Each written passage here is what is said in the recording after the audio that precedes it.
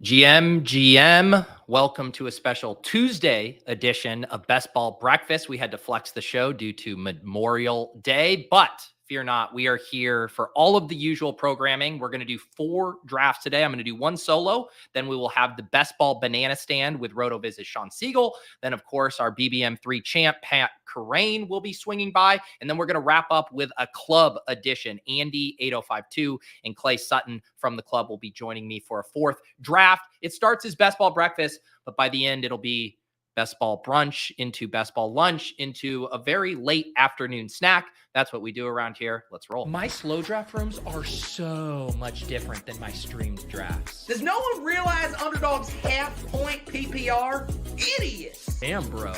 You know ball. Hope you guys packed your bags. I packed my bags. No, I mean, I literally packed my bags. Dude, Star Method's legit. Only way to max out every contest in a plus EV way.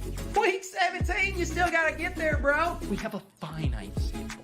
We only have so much samples. Is it negative EV to stream all your drafts? We just don't know. GMs all around. What's up, my sickos? What is up? Tyler, yeah, tan sunburns. I did get a little tan. I was at the beach on Saturday and Sunday. Definitely feeling refreshed here, ready to roll. I was missing it on Monday. I know some of you were wondering where Best Ball Breakfast was. Yeah, sorry I couldn't spin up a Memorial Day show for you, but it seemed like there were plenty of content going on, even on Memorial Day. So hopefully you got your fix going on. What is up, Bindles? What is up, Ori? J-Make, what was the highlight from your weekend? Yeah, we took April to the beach on Saturday and Sunday, and we had taken her to the beach last year. But you know, she was like 5-6 months old when we were taking her. So you can't really do much other than hope they don't eat sand and keep them shaded. So this was very fun because she was playing in the waves, digging around, you know, hunting for seashells, all of that. So it was very fun getting to watch her play at the ocean. And she's definitely turning into a water baby, which I certainly will enjoy as well as she gets older. So that was the definite highlight of the weekend. Had a really nice salmon dinner on Sunday night as well. So I will chalk that up as one of my other highlights.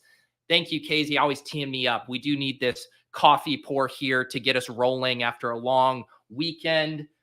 Get those cobwebs dusted off. Let's get this coffee pour going here, and we'll be ready to roll.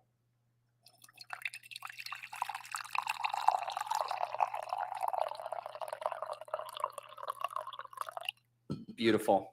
Beautiful. Decent. I mean, I started to get a little cocky there, seeing if I could do an elevated pour. Started to get a little messy, so we reeled it back in. Not my best, not my worst. I'll let you guys be the judges here. This is by far an incredibly weird question. GMP, this is a weird one, but how do you get your nose hairs out so cleanly? I mean, this presupposes that you've been like enhancing on my video and like noticing, like, I'm so befuddled by this question. I mean, are you watching me on 4K, like on a 100-inch TV screen? How do you even know that I have nose hairs that I'm plucking out so cleanly? Or are there other streamers that you're watching that just have nose hairs unfurling out of their nose? I do use my nose trimmer. I don't know, maybe once a month or so, I guess. I don't know, man. I am fascinated by this question. I am flattered. It would be far worse if your question was, why don't you ever address your nose hairs? So I will take that, but I am slightly concerned by this question. So I think it was last week someone said like, yeah, I'd like this show more if you got right to the best ball drafting and strategy. And this week I said, hold my beer. We're going to talk about nose hairs. KOB called in sick. That is the move. That's right. Make it an extra long weekend. What is up, Brett? We got a new member here on the channel. Appreciate that. Definitely some things to consider with memberships coming up, because in addition to the best ball value hounds tier, we now have a randomizer that's returning. So lots of you are very familiar with the randomizer drafts. We get a bunch of crazy prompts on a wheel. I bring special guests on. Try to get guests that I don't often do shows with, or at least get a balance. I'm doing this week's debut with Matt Harmon from Yahoo. So that's going to be fun. All kinds of fun prompts there. And if you guys are YouTube members, if you're a Best Ball Value Hounds, they're nested. So there is a randomizer tier that will unlock the randomizer channel within the Deposit Kingdom Discord. That's where you get priority access to get in those drafts. Those aren't Best Ball Mania drafts. They're just self-contained $3 12-person leagues, but you can get priority access in those. You get priority access for getting your prompts on the wheel. And then if you become a Best Ball Value Hounds, that's how you unlock the Best Ball After Dark shows as well. And I appreciate Tyler giving some memberships out here as well. Thank you, Tyler. Very nice of you guys. Lots of people becoming members this past couple weeks because of guys like Emo and Bindles gifting some memberships here.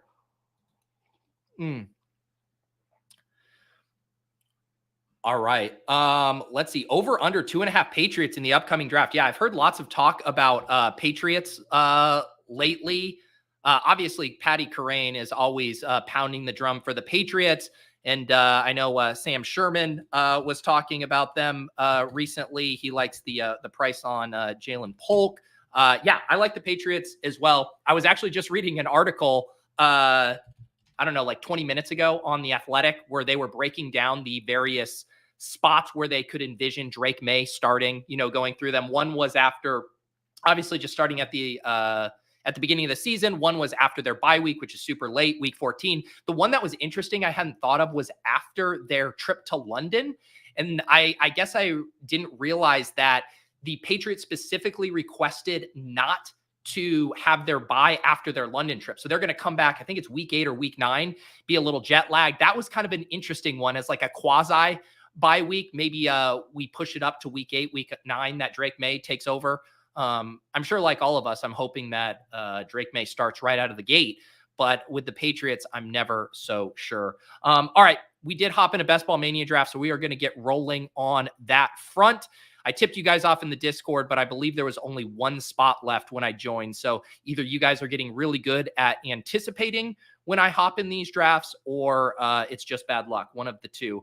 But let's get all situated here and get rolling with this draft. No influencer 101s for me. I got the 110 today. So let's see what we got cooking here. Get our screen share going. Here we are. And we are off to the races. This is my 33rd Best Ball Mania draft. Finally took my feet off the gas. I don't think I've done a BBM draft here for, when was the last one I did? I named these all. It was on the Swolecast last week on Wednesday on the 22nd. So got a couple entries into the pug there, but otherwise sat out some of this drafting and ready to attack Best Ball Mania here today with 4 more entries. Aaron says, broke, Davis pumping Chiefs players, woke, Sherman pumping Pats players. Yeah, there you go. I mean, cost adjusted there. It's going to be tough for Davis, when you're dealing with, those early round price tags behind as opposed to the late round Pats guys. I mean, Polk is the first Patriots pass catcher going off the board, and it's at the end of the 3rd round, I think, or 13th round.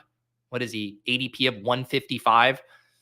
But I did see we were adjusting the ranks for the Chiefs players after Rashee Rice was not sitting with Patrick Mahomes at the Mavs game. He was seated next to Travis Kelce and Marquise Brown. So we have all adjusted the ranks. I'm on the clock here at 110. I haven't been doing anything too fancy here. We got Puka, Garrett Wilson, Gibbs as options. I've been playing it kind of just by ADP, grabbing my Puka shares here. I do like Garrett Wilson a similar amount, but we'll grab Puka, see what comes back to us in the early of the 2nd round.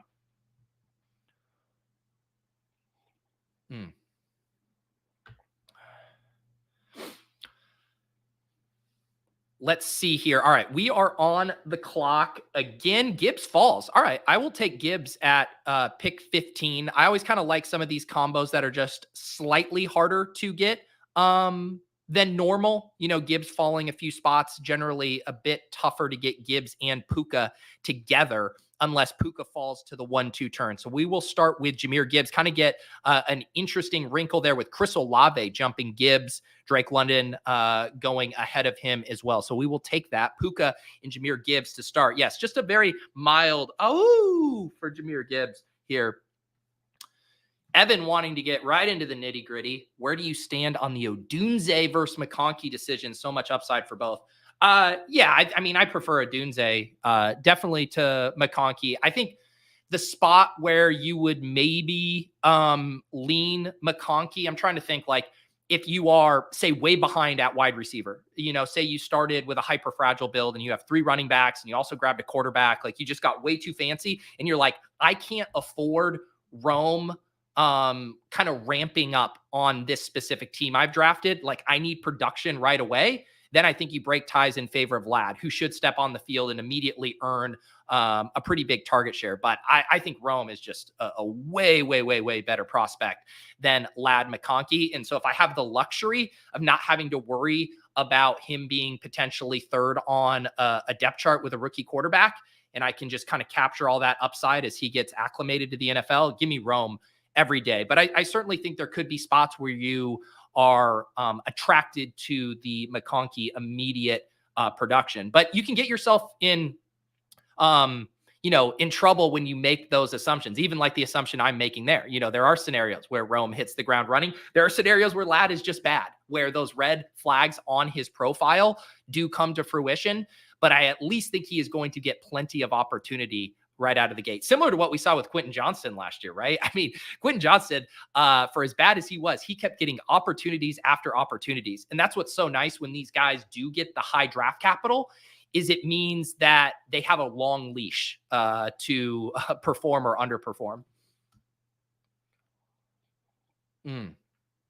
Yes, Willis showing up late, trying to finish up Gretch's stream from yesterday. How long did Gretch go? Did he do a long one? I know he was going to fire up a Memorial Day stream for you guys there. Brian, yes, I get this question a million times. I will continue to answer it. How do you get the Week 17 games beside each player in the list? I assume some sort of download plugin. Yes, my buddy Brick75, my co-host on Lulz, aka Brian Hooper, he has a Chrome extension. It also works on Mozilla. You can get it at thedraftcaddy.com. You can do a free trial too, 2-day free trial. You could subscribe with PayPal. Then it's $25 a month. And then you can go in and adjust your settings. So these are my settings right here. I just have week 15, 16, 17. As the draft season progresses, I'm going to mix this up a little bit. I think, once we get more toward the middle of draft season, I'm going to put my exposures in here so I know how much I've drafted of a player. When we get into August, I'm going to put their ownership projection there. So when I'm scrolling the F down at the end of drafts, I can see, hey, Jalen Tolbert is drafted in 55% of these contests. So there's going to be lots of different ways you can utilize this plugin, but right now I'm just using it for the schedule. That's kind of the main nice thing for me. Although, unfortunately, I feel like I'm using it as a crutch. I have the Week 17 matchups all memorized. It pains me to admit this as a newly minted Week 16 bro as well, that I don't have all of the Week 16 matchups memorized, and I'm just using this plugin as a crutch. So that is the only downside here. Let's see what we got going on at 310. A rare draft where Sam Laporta is falling a little bit, but OMG does grab him. Let's see here. Did Cooper Kupp win? Cooper Kupp went. Normally it's kind of the default thing to be like, I'll just do the Puka with Cooper Kupp thing. I have not been selecting a lot of Michael Pittman. I think I will grab Travis Kelce. Kelce has been someone I haven't been drafting at the same clip as some of the other elite tight ends. I've just found it the sweet spot for me to be that round 5, the Dalton Kincaid, the Trey McBride, and the Mark Andrews, and then also kind of the fallback option with Kittle and Pitts.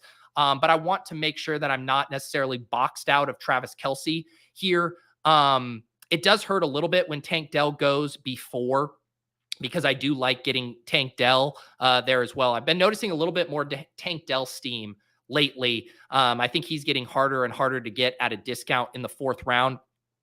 Now the question, though, is do I pull the trigger on one of these quarterbacks because I do not love the wide receivers on the board here, at least ADP-wise.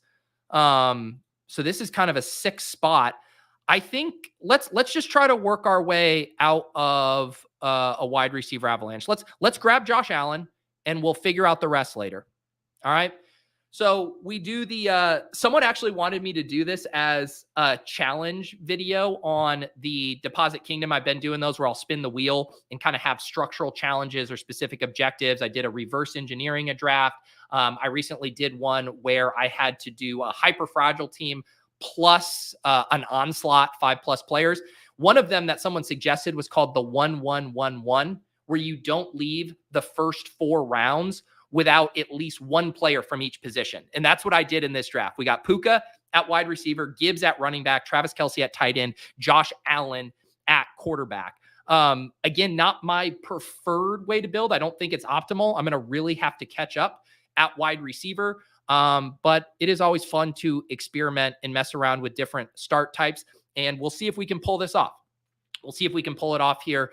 And you guys can be the judge if it worked out. We call this the rainbow start: yellow, green, blue, and purple.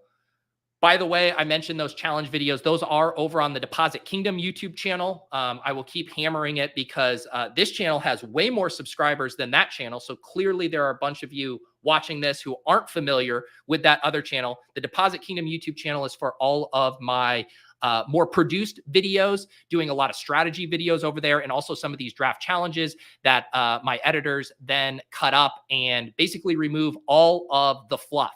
You will not hear me talking about my nose hair protocol on the Deposit Kingdom channel. So if there's too much nose hair talk for you here, then the Deposit Kingdom channel is your place to go. But I don't think they have to be mutually exclusive. They're supposed to work in tandem. You get your live streams over here. You can go get all of your strategy videos and condensed draft strategy shows over on the Deposit Kingdom YouTube channel. I'm going to do another challenge video this week. And then we also have the strategy videos from last week. If you missed it, I went deep on the NFL schedule, how to correlate, how to quantify correlation boosts. Got a lot of good feedback on that video. So make sure you guys are checking that out over on the Deposit Kingdom YouTube channel. You can just search Peter Overzet's Deposit Kingdom, or you can check the show notes. I have it pinned in the chat as well. So all kinds of ways for you to find your way over to the Deposit Kingdom channel. I think they're very bingeable as well. I have a couple playlists up there. If you want to go through just the strategy videos, I think you will enjoy that. Good morning, Angelina. Good morning. This is a good question from Brady. After how many drafts do you begin forcing differentiation? I'm finding myself anchored to builds on draft position too often, which is completely random. I think I don't know, for some reason, it's a little easier for me to, because I'm doing the challenge videos, because I'm doing a start like this, I'm in weird stream rooms, I'm in different rooms, that I just naturally find myself getting bored doing the exact same type of build over and over. So I like to mix it up a little bit. But I do think, like, when you start, one thing I like about eventually having the overlay that shows my ownership projections is I like the idea of it can push me in different directions. So here's an example. I have not taken any Michael Pittman yet. I will be underweight on Michael Pittman this year, but I'm going to have some Michael Pittman eventually. And when I do, that's going to put me onto some different builds. You know, maybe that gets me on more Anthony Richardson because I'm pushing him up a little bit once I've selected him. So that's another way to kind of force yourself in different directions, try a different structure, take a player you don't normally take, then see how that team pans out. Oh no, James Cook sitting here. I don't know if I can afford James Cook at this spot. Even with the Josh Allen thing, I do think I'm going to get way too behind at wide receiver. I'm going to go Xavier Worthy here because I do love Xavier Worthy, not too far ahead of ADP, and I need to start to slam some upside onto this team. I also already have Travis Kelce, and I like that idea of getting the stack without the quarterback. Obviously, Josh Allen's going to hold it down for me, and James Cook does go there. That's one of the issues when you do the tour for the quarterback, the detour for the quarterback, for the tight end. I had to pass on James Cook there. But I think targeting a guy like Ray Davis later, getting kind of the same QB running back team level correlation bet at a much cheaper cost while I catch up at wide receiver here is the smart thing to do. And then we'll be taking another wide receiver here as well. But man, this is where some people will do the Patrick Mahomes thing and they'll do the double elite QB. I'm just not going to do it. I'm going to get the benefits of the stack with Xavier Worthy and Travis Kelce. I know that Josh Allen's going to be hitting my lineup most weeks, and I don't need to mess around with spending this much draft capital on 2 elite quarterbacks. Just not my thing. All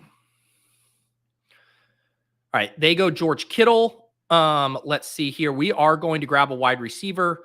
Jordan Addison has been my guy here. This is the funny thing about that question, Rome or Ladd. Let me make sure there's no big, if there was a huge correlation tiebreaker here against my Bills or Chiefs, there aren't. I do prefer Jordan Addison here. So I'm going to take Jordan Addison over both of the rookies, but this is kind of like the spot that was asked about at the top of the show where Ladd would probably make sense here. If I preferred Ladd to Jordan Addison, I do not. But I think if I weren't going Jordan Addison, this might be a team where I take Ladd McConkey being like, man, I'm behind at wide receiver here. Let's just bank some targets in round 6. So we do go with 2 more wide receivers here up to a 1-1-3-1 build. Josh Allen at quarterback, Jahmyr Gibbs at running back, 3 wide receivers, Puka Nacua, Xavier Worthy, and Jordan Addison, and Travis Kelce here at tight end.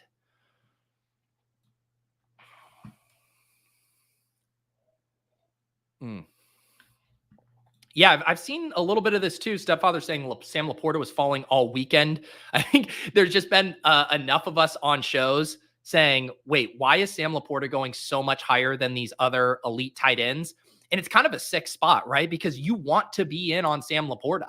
But when Mark Andrews and Dalton Kincaid and, Trey McBride are all 2 rounds cheaper, it is a really tough click.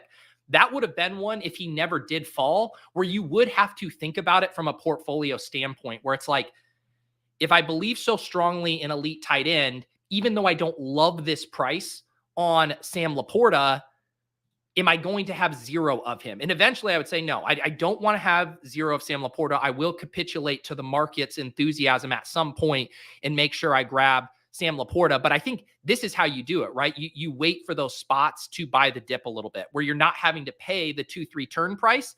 And I think there is a pretty big difference. Like when you see this tier here, when you take, say, Laporta at the 2-3 turn and you're passing on Achane, Derrick Henry, Diggs, Neighbors, Metcalf, Kupp, Devontae, Kerrane. Whereas after that, then you kind of get that tier break into the Zay, the Pittman, the Tank, the T. There's far less opportunity cost here, in my opinion, when you grab him in between tiers than when you do in the middle of that second round tier, and considering what you can get a little bit later. William says, if you draft Kelce, is that an automatic 2 tight end build, high draft capital, but age issues? Same with Richardson.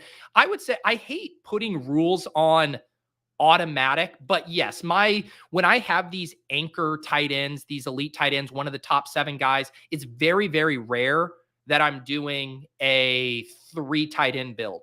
I think the only situations would be, say I got in a spot where I had a backdoor quarterback, like let's say on this team, I had Tyler Lockett, and then I'm really scrambling for quarterback, and I go to Geno, and I don't have a double stack with Geno, or you could do it with Baker Mayfield. And it's like, okay, Cade Otton fell 2 rounds. Noah Fant fell 2 rounds, and I want to double stack that quarterback to realize the full benefits of that quarterback hitting, of that offense breaking out. And maybe I have a luxury pick because of how I've spread out the rest of my draft capital, positionally. In those cases, I might be like, all right, this 17th, 18th round pick, I don't really care if it's a wide receiver or a tight end. I'm going to let the correlation drive me to that. Those are really the only instances. But in general, one of the beauties of getting these elite tight ends is because it gives you permission to only have to take 2 total, which I certainly like.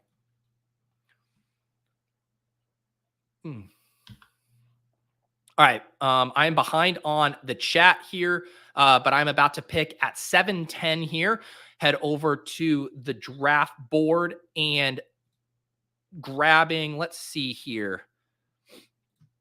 Rashee Rice falling ADP wise. This might actually be a team to just rip it in on 3 Chiefs players. And then I can answer this question. Yeah, let's do this. We'll do Rashee Rice here. So Stepfather says, can you explain your thought process of taking 2 Chiefs receivers without Mahomes? How do they both hit your lineup in week 17 if Mahomes doesn't put up a big week? They absolutely need Mahomes to put up a big week. The reason I'm not concerned is I have one of the only quarterbacks in the league who can routinely outscore Patrick Mahomes. So that's the only way this works for me in this spot. If I didn't have Josh Allen, I would have certainly stacked up Travis Kelce and Xavier Worthy with Patrick Mahomes. And in a different reality, I wish I would have. But I actually don't worry about that concern in this context. The whole point is, how can you cover that quarterback? Josh Allen can cover Patrick Mahomes. He can go toe for toe with him in scoring. So essentially, I'm just getting another stack. I'll end up with another quarterback in stacks on this team. And it's not going to matter that I don't have that specific pair of pass catchers with their quarterback. I'm just trying to get as many stacks as possible. And I think it's unfortunate that I had to take Josh Allen in that draft and then didn't get the value on Mahomes, but I'm actually not worried about it just conceptually. All right, let's get a running back here. I've been just hammering Jonathan Brooks in this range. You know what? Screw it. Let's do, this is the worst click of my life. I just made a correlation tiebreaker there at the last second and slid Najee Harris up there. I've been trying, if I don't feel super strongly on within a tier, that's when I grab a correlation tiebreaker. But I have this big Chiefs bet here with Rashee Rice, Travis Kelce. They, of course, famously play the Pittsburgh Steelers, and we'll grab Najee Harris right at ADP there. So our team now through 8 rounds: Josh Allen at quarterback, Gibbs and Najee at running back, Puka, Xavier Worthy, Jordan Addison, Rashee Rice at wide receiver, Travis Kelce at tight end.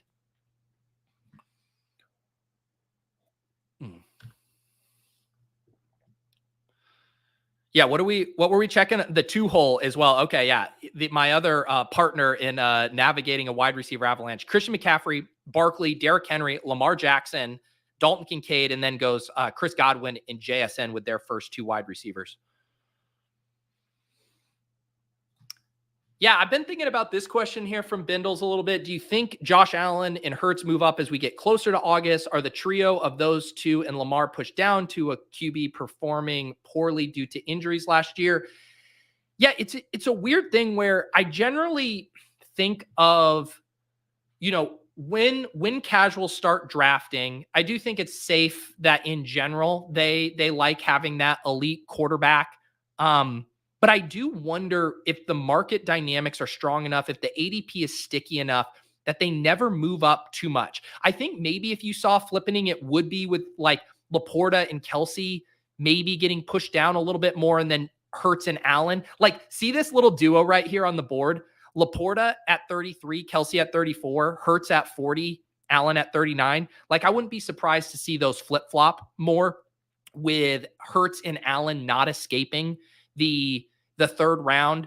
I think that's safe to say, but I don't think we're going to see a giant push up. I don't think we're going to see these guys in the second round, because the other thing that I think drives how casuals generally react in draft rooms is the recency bias of what happened that previous year. And like last year was the smash of all smashes for late round quarterback. I think that's kind of back in everyone's mind. You saw what Jordan Love did, what CJ Stroud did, what Brock Purdy did, what even Sam Howell did at times. And I think people are saying to themselves, why do I need to spend, a second or third round pick on these guys? And then on the flip side, right, these elite quarterbacks didn't hit in such a massive way that they have in years past. Patrick Mahomes had a pretty big down year. Jalen Hurts was a disaster down the stretch. I mean, Josh Allen was fine, but he didn't scorch the earth. So there's nothing, I think, compelling people to chase these guys up the draft boards. I think they'll stare at the name and be like, Josh Allen in the 4th, like I just did. Yeah, that sounds pretty good.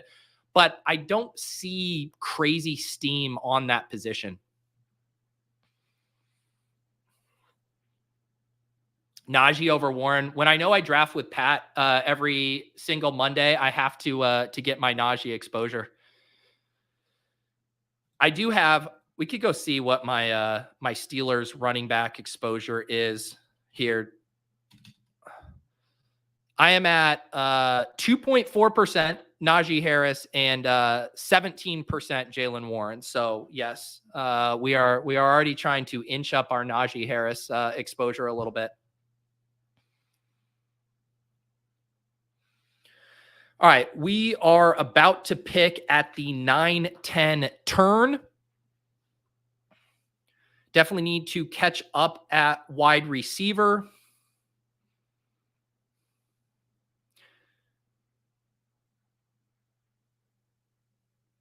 and we'll see what we have available to us. This is actually a nice spot for wide receiver on the board. Tyler Lockett goes. We could do Mike Williams. Shakir, I can maybe wait till the next pick. I think Williams makes sense, right? He gives us the bring back to our Buffalo stack in week 17. We need a wide receiver here. I've been selecting Lockett a lot in this range. I've been selecting Lockett ahead of Mike Williams, but I do like Mike Williams as part of this kind of safety net tier of wide receivers when you are catching up. So we'll grab Mike Dub here, gets us that kind of premium bring back opposite our Buffalo stack. And then this might have to just be a spot that I bite the bullet on Shakir. Where did Curtis Samuel go? Curtis Samuel went pretty early in this one, right? Well, pick 101. Yeah, so we don't get Samuel. I do prefer Samuel to Shakir, but this is, I mean, if I'm going to get my exposure here to Khalil, it is on a Josh Allen team, and this gets us up to 6 wide receivers. No Keon Coleman, no Curtis Samuel, no Dalton Kincaid. I'd like to get some kind of stack here. This is right at ADP, and with the correlation boost, Shakir is definitely worth more to this team. So now we're up to 6 wide receivers. So even though we were behind the 8 ball at wide receiver early, we have tried to catch up as aggressively as we could. We're now at a 1-2-6-1 build. Josh Allen at quarterback, Gibbs and Najee holding it down at running back. 6 wide receivers, Puka, Xavier Worthy, Jordan Addison, Rashee Rice, Mike Williams, Khalil Shakir, tight end, Travis Kelce. And we also have some nice week 17 bringbacks to our bigger bets here. We have Mike Dub coming back on Buffalo, and we have Najee coming back on our Chiefs stuff. So can exhale a little bit at wide receiver here.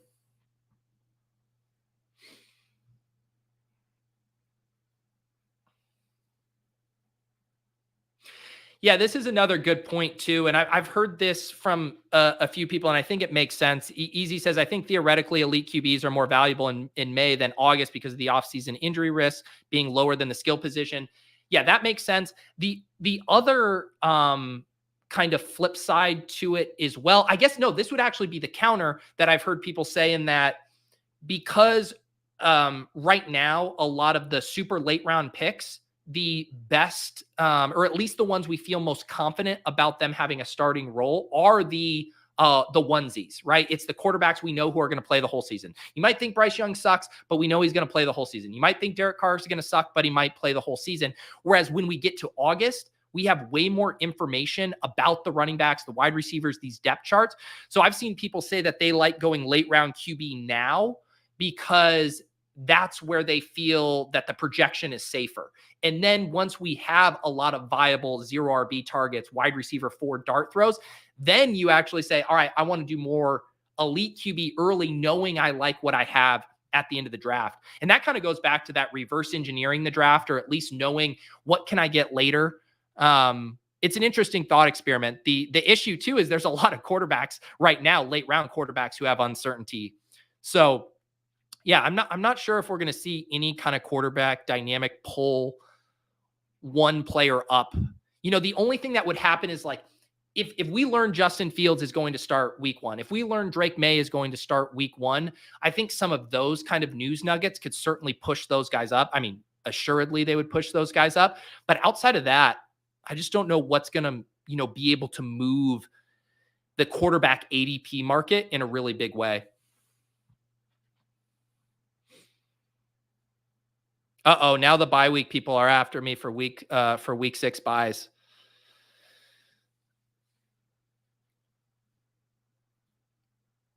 My only week 6 buy at the onesie is Kelce. But yes, I'm going to need my Mike Williams and Khalil Shakir to carry me here. Let's see here. Kind of a gross spot. This feels kind of like a running back pick for me.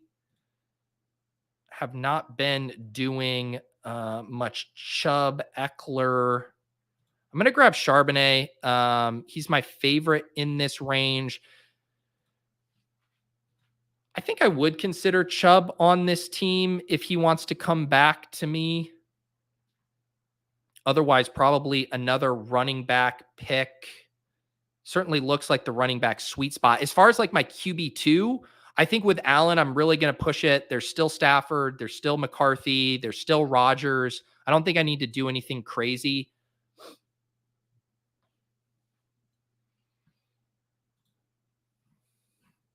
Yeah, I'll take Nick Chubb here. I think on a team where I have Gibbs, Najee, Charbonnet, I'll take a crack at Chubb at pick 135. I believe this is my first share of him. I have some aggregated ranks in right now. My aggregated rank for him is 123, getting him at 135. Feel pretty good about this running back room too when I already have a Gibbs in Najee. Zach Charbonnet, probably more of a contingent play, but Chubb, a nice swing there. Yeah, there you go. I think that might be one of my first Chubb shares. But everybody has a price. Yeah, I think that was my first Chubb share. I'll take it.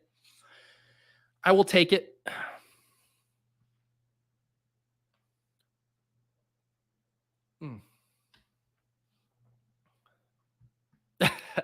Can we address the naked Herbert misclick from last week's stream? Here's the thing. I got wind that an attack ad is being made. Jewish McCaffrey is referencing on Ship Chasing the other day. Normally I'm famous for my nimble fingers, trying to read my guests, my co-host, Shawn Siegele lets me know at the last minute who he wants and I have to maneuver it real quickly. Obviously lots of practice from randomizer drafts over the year, being under a time crunch. And we had one of our most catastrophic mistakes. I was trying to get Kirk Cousins stacked up. I don't know who we had, Drake London or Kyle Pitts. We also had some other stacking options available. Matthew Stafford, I believe, was another one. And I auto-timed out Justin Herbert. And the haters were out. People saying I've lost my touch with my nimble fingers navigating these draft rooms. And yeah, it's been hard. I've received a lot of hate, a lot of vitriol. And we're back in the lab doing our finger calisthenics, all kinds of stuff to make sure it doesn't happen again. I have to be better. I certainly do. Crutches says, I've gotten some Chubb around 135. I do like treating him as a 4 running back room sometimes with just betting on him being old Chubb. For sure. I think this could still be a 5 running back room for me, just depending. I think the value might be at running back. But yeah, I agree with you. I think I feel fine on this team. It's not a team where I'm going to need his early production quite as much. But man, you see the top of the board right now, like ADP wise, it's a lot of quarterback value now. And these quarterbacks, man, in some of these rooms, this is, a Badge Bro room, lots of friends and family where people kind of stay in their lane. And some of these pocket passers just really fall. We see Herbert go at 148. Tua is still on the board at 118. Where the hell is the Tyreek Hill drafter here? The Tyreek Hill drafter, Myers. So this is so fascinating to me. So Myers here out of the 4 hole took Tyreek Hill 4th overall. But then because they went Ladd and Josh Palmer, they wanted to go Herbert. That's interesting. See, that's kind of, again, one of those spots where I think I take Tua to stack up with my first round quarterback, and then I just play a secondary stack without the quarterback. But man, this is one of those things where you go hindsight of how this room unfolded with how late quarterbacks are going. Like, I'm sick to my stomach that I took Josh Allen, right? Like, the thing is I would have had to have reached for, say, Amari, McLaurin, Pickens, Kirk, one of these guys. But in hindsight, I would make that trade because then I get Patrick Mahomes at pick 63. I get the Mahomes stack. So yeah, I am slightly regretting that a little bit. I think what I am going to do here is grab Ray Davis as my final running back. I wanted to get one other piece of kind of Buffalo correlation. Like, if I'm going to make this Josh Allen bet, I mean, the Bills are going fucking nuclear this year. I want Ray Davis on this team. I had to pass on Cook. I think we get Ray Davis as our 5th running back in our second part of this Bills stack. Josh Allen, Ray Davis, and Shakir. And then we're pretty much done at running back now, and we can figure out some other positions. Oh, there's Zach is in the chat here. Wish I skipped Love and took Tua Herbert on that turn. It looks like all of us in this chat are regretting any early quarterback selections.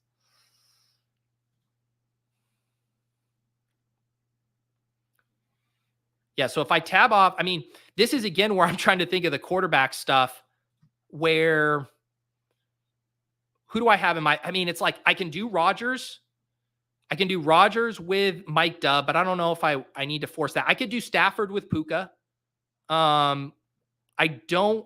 Stafford's another week 6 bye. I'm not doing Rodgers because that's another Josh Allen week 12 bye. So I'm going to avoid that. I wonder if I just keep punting quarterback knowing, hey, maybe Rodgers or Stafford. I'm not taking Rodgers, but maybe Stafford continues to fall. Or I just put JJ McCarthy. No, I can't. JJ McCarthy's a 6. Yeah. So Stafford or McCarthy is fine.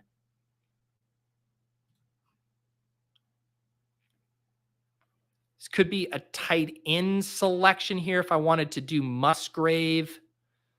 I'm also thinking, are there any...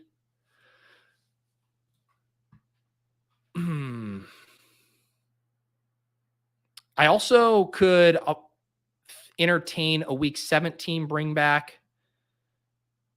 I think what I'm going to do, I'm just going to take Stafford here. Stafford falls almost a round past ADP. I think I'm maybe getting just a little too cute. Like, I think I would feel pretty sick to my stomach if I miss out on Stafford and then someone, the Justin Jefferson drafter grabs McCarthy, or somebody goes rogue and grabs McCarthy, and then I'm having to manufacture another backdoor stack there. So I didn't feel like there was a huge opportunity cost going Stafford there. If there was another player I really wanted, I would have kept punting quarterback. But as I kind of thought that through, I just figured, let's grab Stafford, be done at quarterback, and we'll figure out the rest as we go. So here's the team right now through 14 rounds. We got Josh Allen and Matthew Stafford at quarterback. We got Gibbs, Najee Harris, Zach Charbonnet, Nick Chubb, Ray Davis at running back. Our wide receivers, Puka Nacua, Xavier Worthy, Jordan Addison, Rashee Rice, Mike Williams, and Khalil Shakur. So basically wide receivers and tight ends to close this bad boy out. Please don't let this be another Colby Parkinson draft for me. In one of my challenge drafts, I did a Dome Boner challenge draft over on the Deposit Kingdom channel, where I said I had to draft at least 9 players who had week 17 Dome games. And I ended up scooping up Matthew Stafford and then doing just an insanely gross backdoor stack with him that involved Colby Parkinson. And I've been trying to get that out of my head. the chat, I feel like the chat wants me to take a value hound on the Stafford. I feel like in this room, it's not an earned value hound if every single quarterback is going past ADP. I'm trying to muster it up. But this is the most I can do. That's the most I can do.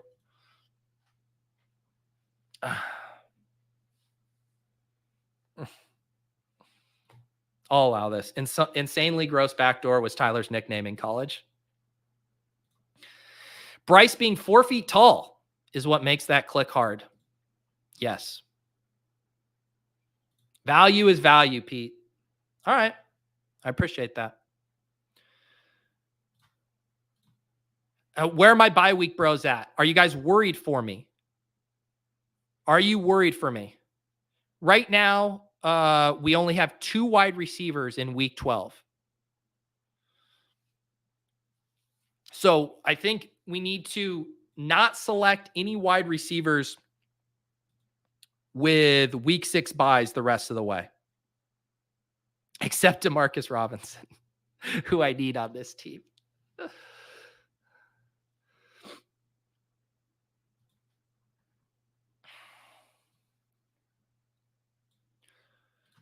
What are our other tight end candidates here? I guess this could definitely be a Dawson Knox team. This could be a 3 tight end team. Honestly, we were just talking about that at the beginning, where maybe I want to take an upside crack at another guy. Like, say I want to go Isaiah Likely or something, and then toss on Dawson Knox.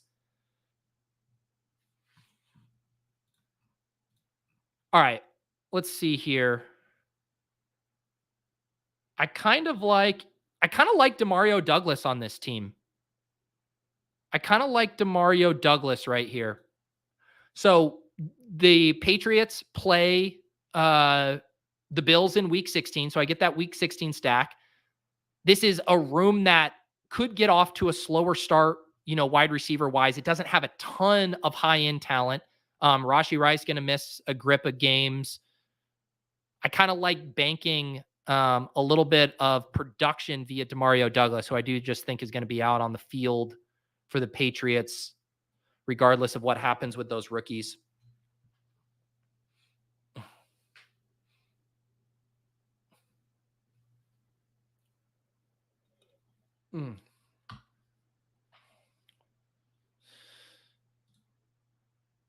See, this is when going back to the 2v2. So yeah, McCarthy kicking around here. Why does no one like Bucky Irving? I can't even take Bucky Irving on this team. I click him in almost every draft. No one likes Bucky Irving. There you go. Buster Boys gets Bucky Irving at 181. What a steal. And did someone take Demarcus Robinson from me and I didn't even notice it? Oh no, he's still here. Okay. Why was it? I was getting real scared that someone took Demarcus Robinson from me. We're going to take Demarcus Robinson and then figure it out at tight end. All right. There's Demarcus Robinson. Another week 6 bye. Right after I became a bye week bro, I had to draft a team with all week 6 byes. Goodness. Here's the week 6 byes for the bye week bros keeping track at home. Matthew Stafford. Luckily, not a single running back of mine is on bye in week 6. That's going to be a 3-week running back team, or a 3 running back week team. Puka Nacua, Xavier Worthy, Jordan Addison, Rashee Rice, Demarcus Robinson, Travis Kelce. 7 week 6 bye weeks. Aren't you worried? Aren't you worried? I need more coffee. I will say a Matthew Stafford double stack with Puka Nacua and Demarcus Robinson is so much more palatable than a Matthew Stafford double stack with Demarcus Robinson and Colby Parkinson. That slight tweak, that slight swap from Puka to Colby Parkinson, that feels good.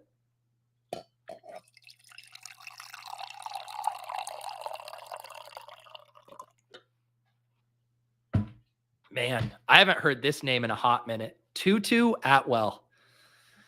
Tutu Atwell. What's it? So he is getting drafted. ADP of 215. Such a bummer. Tutu was fun there for a while. He had his moments at the beginning of the last season.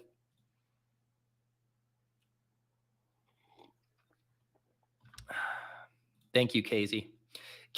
I like Casey disappears from the chat until I pour coffee. It's the only thing Casey is here for, is to analyze and comment on my coffee pours. 8.4, thank you.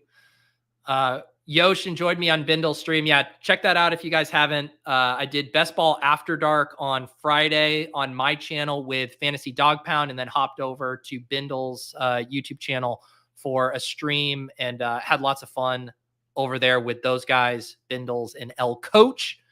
You can go check that out.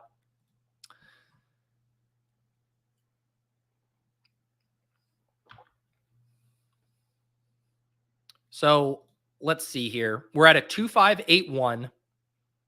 We're done at quarterback. We're done at running back.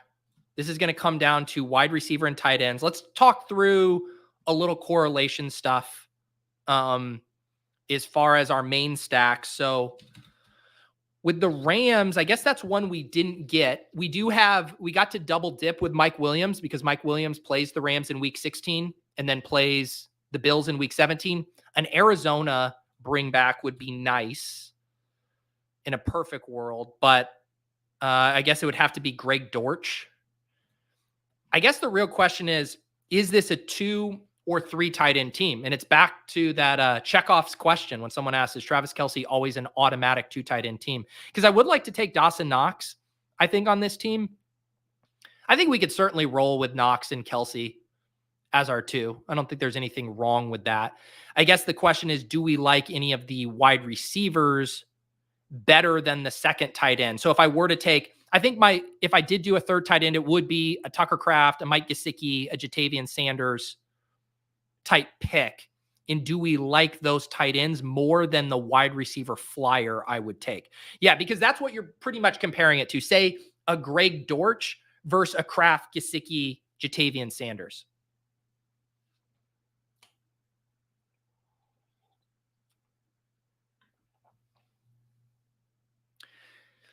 Yeah, I think that's kind of how I'm leaning on this team. I just don't know if any of these wide receivers are moving the needle for me. You know, if I were, say, spending my 17th round pick on Demarcus Robinson, or I had a really good correlated booster, if there was another Buffalo wide receiver, please no one say Chase Claypool. Then I could maybe talk myself into it. Wait, what teams? Is Claypool on the Bills now? Why wasn't he showing up there? I thought Claypool was on the Bills. No, he's on. Wait, he's on Miami? Am I crazy? Was Chase Claypool on the Bills for a hot second? Am I losing it?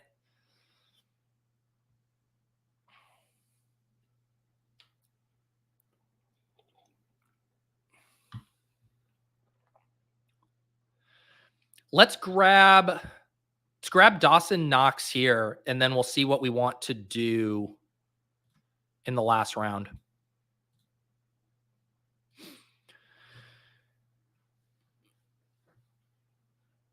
So we add Dawson Knox as our second tight end. We're at a 2.582.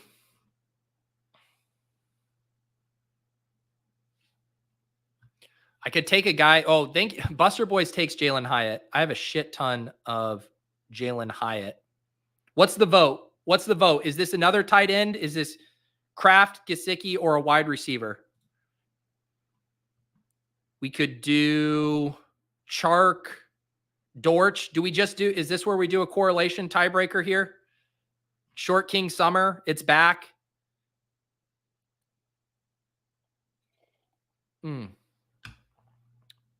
Yeah, there is the Chark DeMario. Let's go ahead and let's get our fucking Greg Dortch. There it is for the correlation bros. If you don't feel strongly, correlate. Well, this is what happens when you get behind at wide receiver. God, these are the wide receivers who end up on your team. A team where you end with Khalil Shakur, Demario Douglas, Demarcus Robinson, and Greg Dortch. What the fuck has happened to me? Old Pete wouldn't have done this. Pete lost his nimble fingers. He forgot how to piss yellow. He started drafting the dustiest wide receivers. What are we even doing? What am I doing? Ew. What happened? I probably should have taken MVS, honestly. That is one of those things. You want to talk about thinking through team level correlation or bring back. No one makes you think harder than MVS.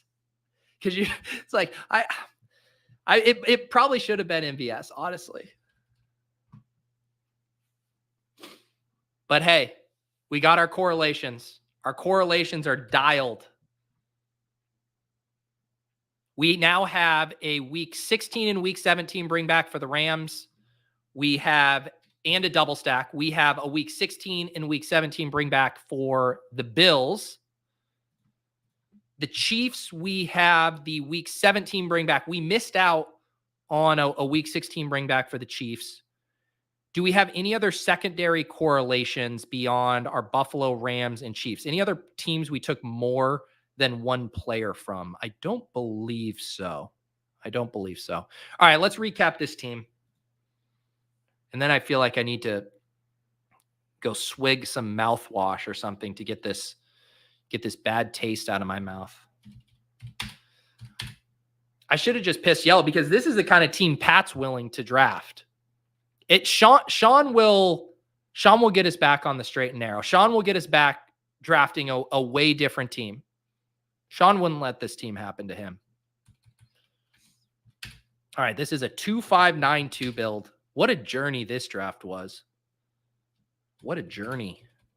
I do think if I could just flip, if I don't take Josh Allen, what really sucks is if one of Zay, T, or Tank fell to me at 39, I just take that wide receiver, and then I come back and I take Xavier Worthy, and then boom, Patrick Mahomes falls into my lap at 63. Then I don't have to take Shakir. Then I don't have to take Dawson Knox. This T. Higgins, Tank Dell going sent me down a dark, dark rabbit hole. Here's the final team for the audio listeners.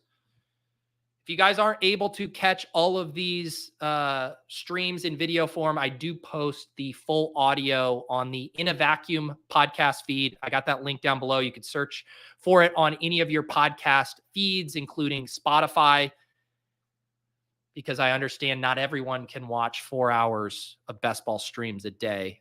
This team, Josh Allen and Matthew Stafford at quarterback, cromulent. Running back room, Jahmyr Gibbs, Najee Harris, Zach Charbonnet, Nick Chubb, Ray Davis. Fine. Wide receivers, this is where it gets hairy. Puka Nacua, Xavier Worthy, Jordan Addison, Rashee Rice, Mike Williams, Khalil Shakur, Demario Douglas, Demarcus Robinson, Greg Dortch. Not my most inspired wide receiver room. And on top of that, half of them don't play in week 6. Tight end, Travis Kelce, Dawson Knox. Yeah, not my favorite team. Not my favorite team. I love the running backs. Love the quarterbacks. Tight ends, solid. But man, this wide receiver room. This is one of those wide receiver rooms you look at in May and you can like lie to yourself and you're like, man, but what if Shakir is actually the wide receiver 1? What if Mike Williams returns to form, man? What if Rashee Rice was just sitting behind the basket and not with Patrick Mahomes because he got to the game late and someone stole a seat? What if, man?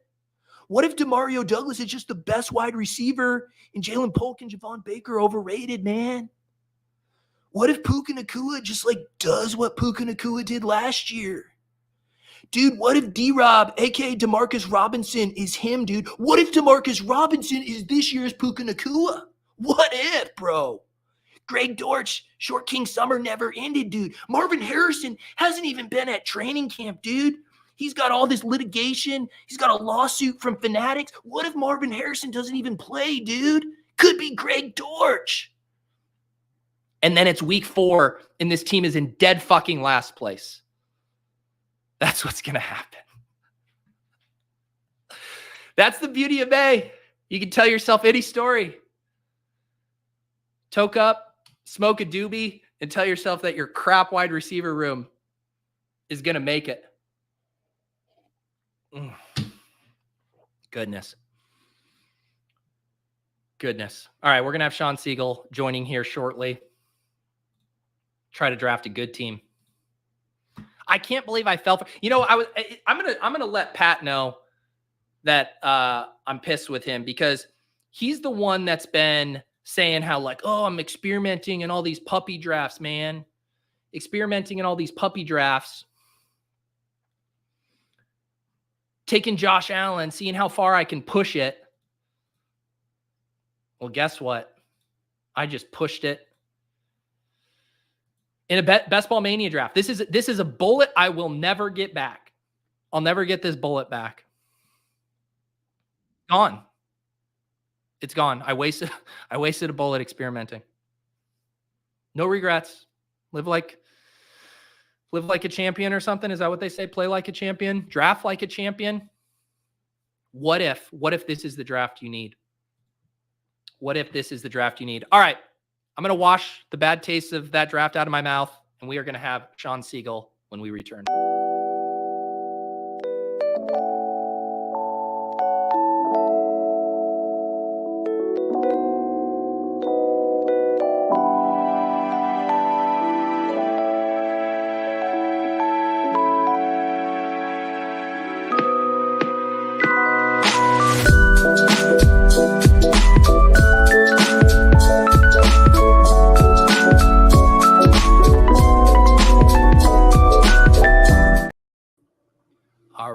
Tuesday edition of the Best Ball Banana Stand, a live streaming show where RotoViz is Shawn Siegele and myself, Peter Overzet, draft a Best Ball Mania 5 team. We battle wide receiver avalanches. We go get our guys and we build teams with tournament winning upside. Shawn, excited to draft with you on this Tuesday morning. How was your Memorial Day weekend?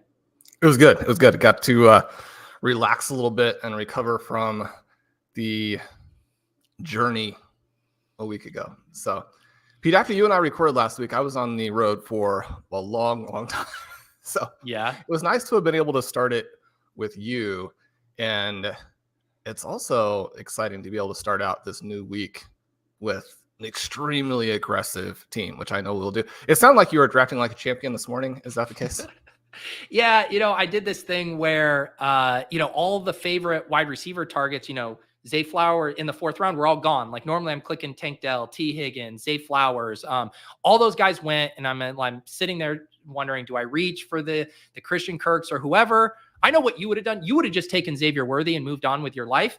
I fell for the Josh Allen trap, and then it sent me down a very convoluted road of a team I didn't love. But you were going to get me back on the right track here today, Shawn. That's what you're going to do. So no power QB with robust running back? Yeah.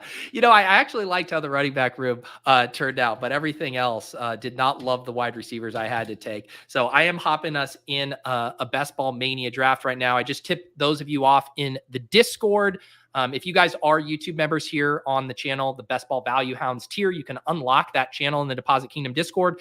And then there is an alert you can sign up for in the pinned section of that channel. And then I'll let you know when I hop into these drafts. Shawn, it looks like we have pulled the 110 slot, which has been a very familiar slot for us over these past few weeks.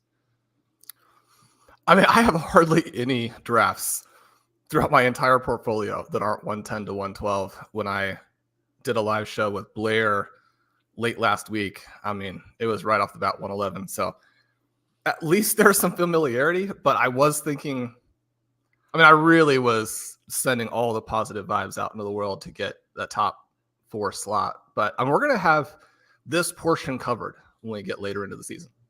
Yes, we will. That is the thing, right? If we trust how randomness and sample sizes work, we know we are going to have a blitz of 101s, 102s here at some point. But yeah, otherwise our entire exposure is going to be heavily reliant on Puka Nacua and Garrett Wilson. We'll end up with more Marvin Harrison than we were expecting. You get plenty of Jahmyr Gibbs. So, Jahmyr Gibbs need to get out there and touch the ball 300 times, score 20 touchdowns, then we'll be all set.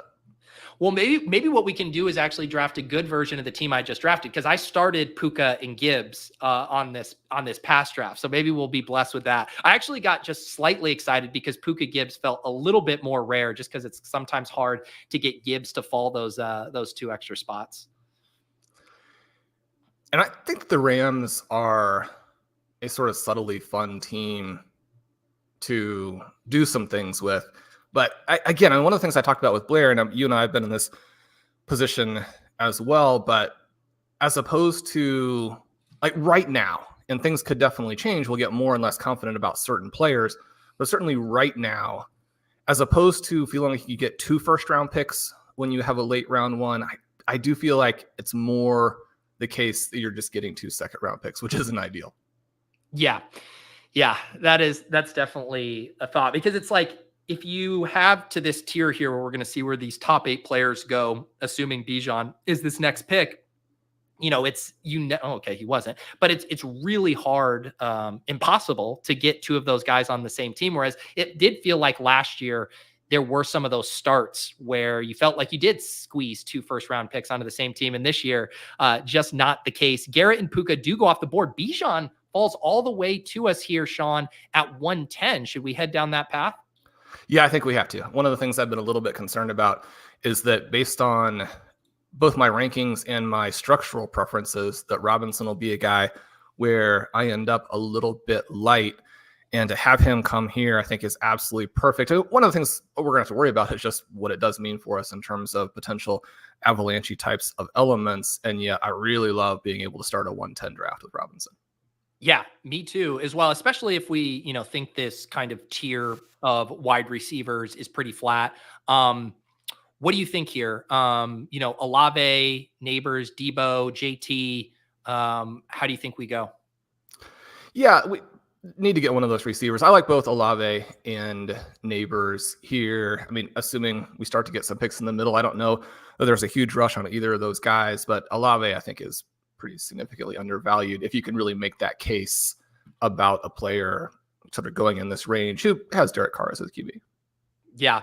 Yeah. I have seen, I think even in the draft I just did, Olave went at the 1-2 turn. I definitely see him kind of making a Drake London-esque push. And I want to say too, looking at some of the risers, I can actually check out real quick the grid. And I know RotoViz has an awesome tool as well, where you guys can see these changes, but I want to say Chris Olave is up. Yeah. He's been up a few spots here week over week. It's funny you mentioned Neighbors, who will not fall back to us at pick 34. But I wrote a piece in the Fantasy Life newsletter yesterday, where I had seen so much commentary, Shawn, where people are like, I can't believe this player is going in round 2. How is this player going in early round 2? And it's like, the whole point is that there are only 12 players in round 1, and there's a tier of like 18 players who you can make the case for going, early round 2. And I even mentioned Malik Neighbors by name. I was like, I can make the case for Malik Neighbors to go where these other early round 2 guys go. And so I was asking for everyone to stop being shocked about who is going in round 2, because some players, Shawn, believe it or not, have to go in round 2. They do. I mean, it's just not a particularly strong round 2. But, when I look at Harrison at the 1-2 turn and Neighbors in the middle of round 3, I guess I don't believe there's as big a difference in the quarterbacks as most people are probably going to sort of logically and intuitively feel. And then when you look at the potential competition for targets, and one team has Trey McBride, the other team has, and I always go back to this because it just makes me so happy every time I get the email, but the other team has Wan'Dale Robinson, right? Which is the subject line for our correspondence.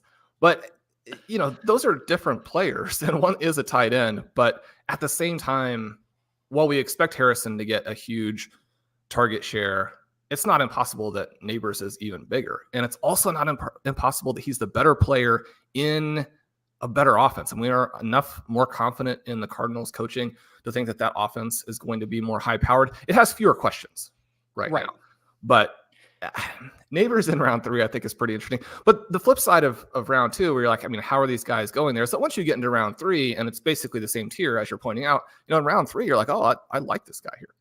Yeah, it is an interesting thought experiment. What do you think the ADPs, not necessarily what you think they should be, but what do you think the market would do if it was completely flipped? Marvin Harrison Jr. was on the Giants and Malik Neighbors was on the Cardinals. Do you think their ADPs would kind of converge? I think that we would have them flipped, but I do think that they would be close, where they'd both be in the middle of round 2. Maybe Harrison would still be above him. There are some readiness things with Harrison that I think you can count on, and your risk is less, which if you're going to pay those prices, you don't want it to be a full, massive early round hole. But Neighbors, I think, still has more flexibility, more total upside. He's a rookie receiver going in round 3 in a bad offense. So, he's pretty healthily valued. Yeah, and it's a fun thought experiment too, because you can go through some of these players and you can just be out on some of them because of their price. But then there's others that you're going to say, look, I don't want to have 0 of this player, and I will capitulate to the market, just to make sure I'm not completely underexposed here. Shawn, we are on the clock here, looking at your ranks. Flowers, Higgins, McBride, ETN kind of stand out. What do you think? Yeah, Let's get to that Flowers pick, unless you have a different preference. No, that works for me.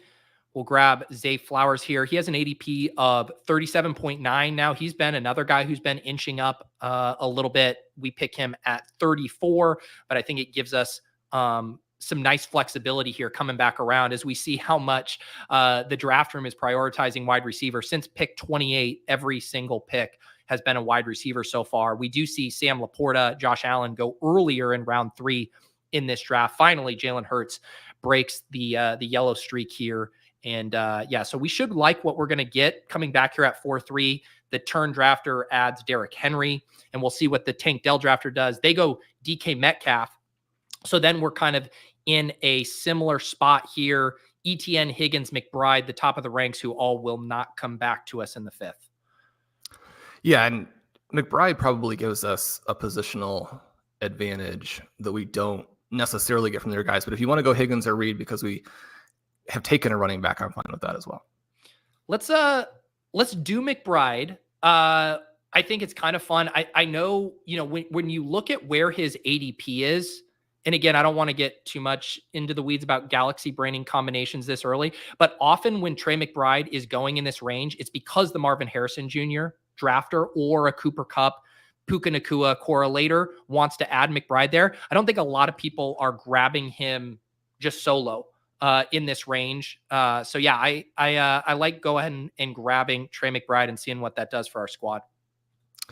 And it's fun to put him there. I think without those guys, it is fun to put him there with them. One of the things I was thinking when we took Flowers is that potentially Dell could come back, and then you have those two guys together. So as long as you're getting stuck with that 110, I think putting these potential breakout star second-year receivers together is a way to do it. But obviously Dell goes one pick after us in that particular instance. Travis Kelce still with a half-round ADP above McBride. And I mean, Travis Kelce's a superstar, so he could definitely still hit that. Even when they're all there together, I kind of still prefer Trey McBride and Dalton Kincaid. Yeah, and this is a rarity as far as seeing these four tight ends all go off this early. Obviously, we started it with the McBride. Travis Kelce goes at ADP, but then both Dalton Kincaid and Mark Andrews come off the board middle of the fourth round when those guys are pretty routinely, early to mid fifth round picks. So everyone looking around saying, okay, here comes the tight end run. I'm not going to get shut out here. And it's understandable too, because when you're in this spot, if you just want to, if you're in a normal room and you're like, I know these guys are going to be here, okay, I'll grab my favorite wide receiver or whatever. But if you start doing the 2v2s of like, okay, I'm taking Pickens, Kirk, and then these guys are off the board, it's such an easy thing to then shove those tight ends up when you actually play out those 2v2 dynamics. And that was one of the things that, even thinking McBride versus Higgins, number one, I already have a lot of Higgins, and I think we did Higgins last week. And so just to try and get a little variety, even though early on, I mean, you could hit a team a couple times in a row and then never be able to do it again. But we don't have Higgins there. Yeah, I was just checking. I'm sure we did him. Let me see. We did a Cincinnati team the week before that where we had Marv, Zay Flowers, Higgins. Yep. There we go. Yep. Someone asked a question in here, and I was kind of just talking about it with the unique combos with McBride. In a tournament of this size, do you place much emphasis on trying to draft a unique team? What about a smaller tournament like the Palm? I mean, one of the nice things that's about doing it in the smaller tournaments is those fill. And so the ADPs aren't going to move. And when you do make those reaches to get unique combos, you feel pretty good about them being unique. I think it's dicier in Best Ball Mania this early into the offseason because something that might be a unique thing now could easily just be a chalk combination by the end of the year. So I think you want to be really intentional, or at least have a strong reason for doing it outside of uniqueness right now. Do you have any thoughts on that, Shawn? One of the things that I find is that when I go after my player targets, and again, we have discussed this idea of trying to get sort of a double value. I mean, in many ways, that's just very straightforwardly obvious that you want to get your rankings values, but also trying to reach as little as possible. But I do find that when I draft off of my rankings, I think that the teams are going to be aggressive enough and interesting enough that I don't necessarily have to take that additional step for uniqueness. They're going to be, in all likelihood, unique. But I do think that as we're trying to figure out how do you get through the regular season, how do you get through week 16, how do you position your team in week 17 to, if you are there, to be one of the teams at the top, drafting what you believe is the best team and not letting the market push you onto something that you personally don't like is the way to do it. And that is going to naturally give you a little bit of uniqueness. So I think the uniqueness will happen. And then beyond that, it probably becomes a negative if you continue to push. Yep. That makes sense to me. Looking at the ADP here before we pick at the end of the fifth round, our team so far, we do have Bijan holding it down at running back, Chris Olave, Zay Flowers at wide receiver, Trey McBride at tight end, lots of running back. This is, holy cow. This is a Josh Jacobs fall. He falls almost to your rank. Your rank still has Jaden Reed and a couple of guys ahead of him here. What do you want to do in this spot? Well, I don't think we can pass on Reed at this point.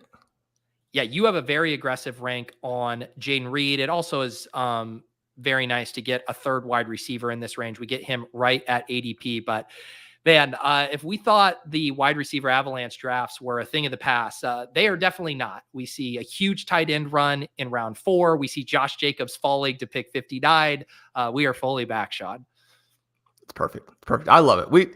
We're ready for these. And again, this is another element where there are going to be some uniqueness elements that just happen because we're in the avalanche rooms as well.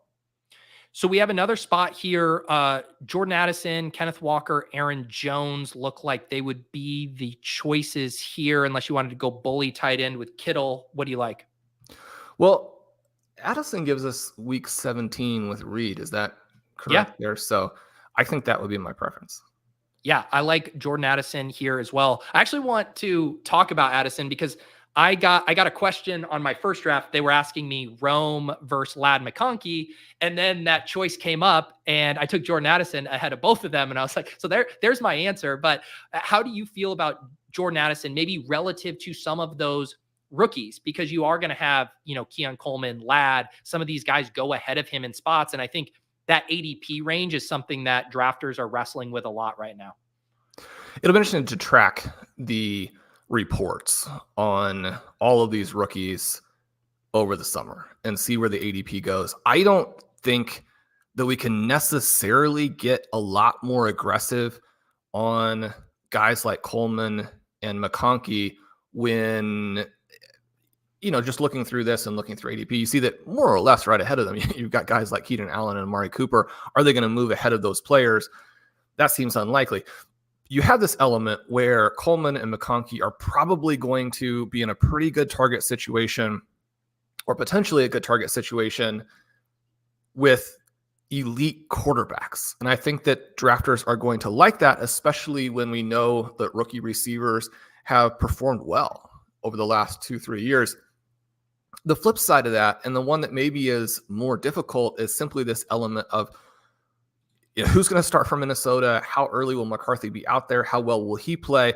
But in the same way that we have to kind of track what the opportunity really will be for Coleman and McConkey, we got to continue to keep track of, what the Minnesota QB situation is. And if you start to get puff pieces or just reports out of Minnesota that McCarthy is handling the install and is getting to the point where he's flashing, which could happen at any point. You can get these reports where a guy's bad, a guy's bad, a guy's bad. All of a sudden you have, 2 or 3 good days of practice and people are like, yeah, he's making the jump. He's going to be good.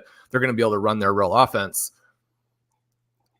If you're going to deal with some of these uncertainties in either direction, Jordan Addison, far, far better prospect than McConkey or Coleman, comes out and has a very, very good rookie season. Probably isn't going to have that third target stealing a lot of volume in the first half of the year, although we really don't know what the situation is going to be with Hawkinson. But if you give us the chance to draft guys like Jaden Reed and Jordan Addison, who have already demonstrated it and certainly have huge room for a secondary breakout to where you could be talking about them at the 1-2 turn the next year, I just think you have to go with the guy who is already the better prospect and then has demonstrated that he's good on an NFL right. field. And I think if you did do the thought experiment and you said, I'm just going to swap Jordan Addison and Ladd McConkey right now, Jordan Addison would be going, I think, much higher. And if you did the same thing with the Bills, if you swapped Keon Coleman with Jordan Addison right now, Jordan Addison's a 4th round pick, I think, in that scenario because of what they've already done on the field. And then you say, number 1 on the depth chart, really good quarterback, like, let's go. And so you are getting this discount because of perceived number 2 quarterback situations and people just loving to look at a depth chart. And I think it's an interesting thing too, because the way Jordan Addison wins and how we saw him win last year is this really explosive player, like downfield, just a very, best ball friendly skill set that Jordan Addison has. It's really hard for me to take the unknowns over him when he checks every box that old school drafters would love as far as, an exciting year 2 profile here. All right, Shawn, looking at ADP, we are in the spot with Kyler Murray. Again, there's also some running backs you like here. What do you think the play is? Well, we could have. It would have been fun if those running backs had fallen a bit farther. Do you have a running back pick that you like here? That's probably the direction to go. I've been just selecting a ton of Jonathan Brooks in this kind of range, especially when I have that anchor running back, where it's like Bijan's going to be, such a top performer for this lineup. Let's just take a really big swing at running back 2 there. But I don't know if I felt super strongly. I like Ramondre as well, who I know you have up there. Anything you would have done differently as I click Jonathan Brooks? No, I like going that way. I think that the uncertainty there is the way to play it. I do think that Stevenson is a good bounce back candidate, and in some ways it gives us almost a full round of ADP value by contrast. And yet, which team is more likely to bounce back right now? Does it seem like it's the Patriots or the Panthers offensively?